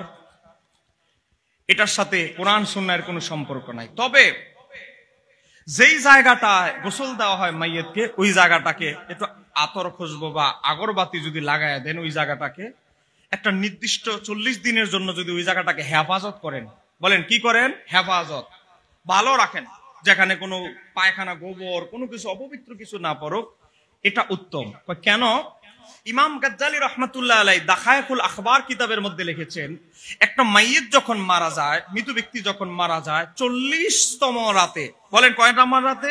40তম রাতে আল্লাহ ওই মুমিন ব্যক্তিকে হুকুম দেয়, অনুমতি দেয়, অমুক চন্দনেশের অমুক যা, 40 দিন হয়ে গেল, তোমার পরিবারের কাছে যাও, আপনার বাবা মা দাদা দাদি আত্মীয় আপনার ঘরের দরজায় আসে। 40 দিন দাফনের 40 দিন, 40তম রাতে আসার পরে দরজায় দাঁড়ায় বলে, ও আমার ছেলে আব্দুল্লাহ, আমার ছেলে আব্দুর রহমান, আজকে 40টা রাত হয়ে গেল আমি মারা গিয়েছি, আগামীকাল 40তম দিন হবে, আমার জন্য কিছু দান সৎকা করো, আমার জন্য কোনো কিছু দান সৎকা করো, আমার জন্য কিছু, আমার জন্য ইসালে সব পাঠাও, কোন নেক আমল করে আমার রুহে বকশিশ করো। আপনার ঘরের দরজায় এসে তার আহ্বান করতে থাকে। আপনি যখন 40তম দিনে তাদের কথা ভুলে যান, আজকে কেন আমরা 40-এ করি, তখন তারা কিতাবের মধ্যে এসেছে, হযরত ইমাম জালালউদ্দিন সুয়ুতী উল্লেখ করেছে, হযরত আব্দুল্লাহ ইবনে আব্বাস থেকে বিল হাসরাতি, তখন তারা হায় আফসোস করে বুকে আঘাত করতে করতে তারা কবরের কাছে ফিরে আসে, আফসোস করে নারায়ে তাকবীর, একটু জোরে হবে, নারায়ে তাকবীর, নারায়ে রিসালাত, প্রধান মেহমানের আগমন, আল্লামা হাসান রাজা আল কাদরি মাদ্দাজিল্লাহ আলী হুজুরের আগমন। তো অতএব তখন মৃত ব্যক্তির আত্মা আপনাকে, আপনি যেই জায়গায় গোসল দেওয়া হয়েছে ওই জায়গাটা কি নাপাক হয়ে গেছে কিনা, এটা তারা প্রদক্ষিণ করে, তাদের আত্মা কষ্ট পায়। এই কারণে অনেকে এই জায়গাটাকে একটু পবিত্র করে করে রাখে। তবে এটা আবশ্যক নয়। সেখানে মোমবাতি জ্বালায় রাখতে হবে এই ধরনের কোনো কথা রেওয়ায়াতে আসে নাই। ওটাকে ভালো রাখতে হবে, পবিত্র রাখতে হবে, কিন্তু মোমবাতি জ্বালায়, বাতি জ্বালায়, আলো জ্বালায় বুঝাইতে হবে এরকম কিছু নয়। হুজুরকে নিয়ে আসে, একটা চেয়ার ব্যবস্থা করো হুজুর, চেয়ার ব্যবস্থা, চেয়ার।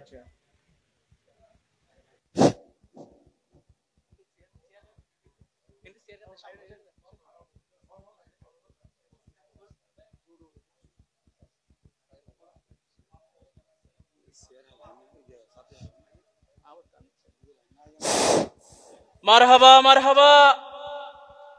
আমাদের মাঝে এসে উপস্থিত হয়েছেন আজকের মাহফিলের সম্মানিত প্রধান মেহমান, বিশিষ্ট মিডিয়া ব্যক্তিত্ব,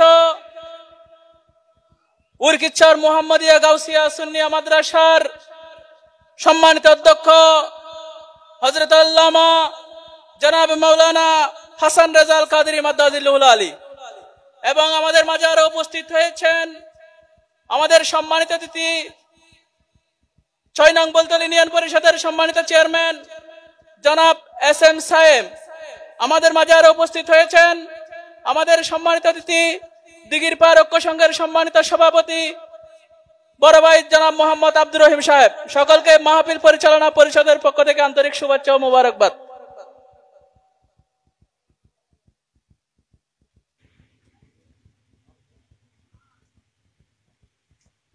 সবাই বলি মারহাবা। আর একটু জোরে বলেন না মারহাবা। যার কণ্ঠে আমরা আলা হযরতের কালাম শুনতে পাই। আলা হযরতকে আমরা যদিও সরাসরি দেখার সৌভাগ্য আমাদের হয় নাই, কিন্তু হুজুরের কণ্ঠ থেকে আলা হযরতের কালাম শুনলে বুঝতে পারি আলা হযরত কত বড় উঁচু পর্যায়ের আশিক রাসূল বেলায়েত প্রাপ্ত মুজাদ্দিদ ছিলেন। কথা বলেন না কেন, ঠিক কিনা? হুজুর মাঝখানে অসুস্থ ছিলেন, আমি সব সময় বাবা বলে ডাকি। হুজুর আমাকে ছেলের মতো স্নেহ করেন। আল্লাহ সুবহানাহু ওয়া তাআলা এই আলা হযরতের একজন সৈনিককে হায়াতে, এলেমে, খেদমতে, আমলে বরকত দান করুক। একটু জোরে বলেন আমিন। আপনাদেরকে আমি অনেক সময় বসিয়ে রেখে কষ্ট দিয়েছি, আপনাদেরকে আর কষ্ট দিব না। আর একটা প্রশ্ন করেছেন যে 40 দিন কি লেখছে, 40 আর দিন 40 কদম হাঁটা ও উজাল দেওয়া।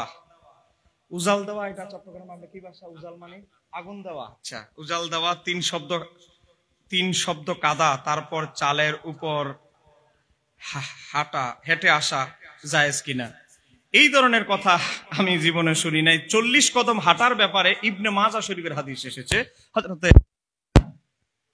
হযরতে আব্দুল্লাহ ইবনে থেকে বর্ণিত, ভাই ঠিক করে দাও। হযরতে আব্দুল্লাহ, মনোযোগ, লাশ নিয়ে যাওয়ার সময় 40 কদম হাঁটা। ইবনে মাজাহ শরীফের হাদিস, হযরতে আব্দুল্লাহ ইবনে মাসউদ রাদিয়াল্লাহু তাআলা থেকে বর্ণিত, আমার নবী বলে, কেউ যদি লাশ নিয়ে যাওয়ার সময়, যে 4 জন মানুষ, তারা 40 কদম যাওয়ার পর কাঁধ পরিবর্তন করে, আমার আল্লাহ তাদের 40টা কবিরা গুনাহ আমার আল্লাহ মাফ করে দেন। আর একটু জোরে বলেন না সুবহানাল্লাহ। একেবারে ছোট হানাফি ফিকহের কিতাব মানাকিল ফালাতে আর অনেকগুলো হাদিস উল্লেখ হয়েছে। বিশেষ করে আমার প্রকাশনা থেকে অনুবাদিত একটা বই আছে সহিহুল বিহারী। এই বইয়ের ভিতরে 7 নম্বর খণ্ডে, এই যে দেখেন 7 নম্বর খণ্ডে, এটা বাংলায় পাওয়া যায়, সহিহুল বিহারী 7 নম্বর খণ্ডে একেবারে আল্লামা জফরউদ্দিন বিহারী 11টা হাদিস এনেছে। 40 কদম হেঁটে গেলে যে ফজিলত, 11টা হাদিস তিনি উল্লেখ করে এই বিষয়টাকে সাব্যস্ত করেছে। কিন্তু ওই যে আগুন জ্বালানো বা এগুলো আসলে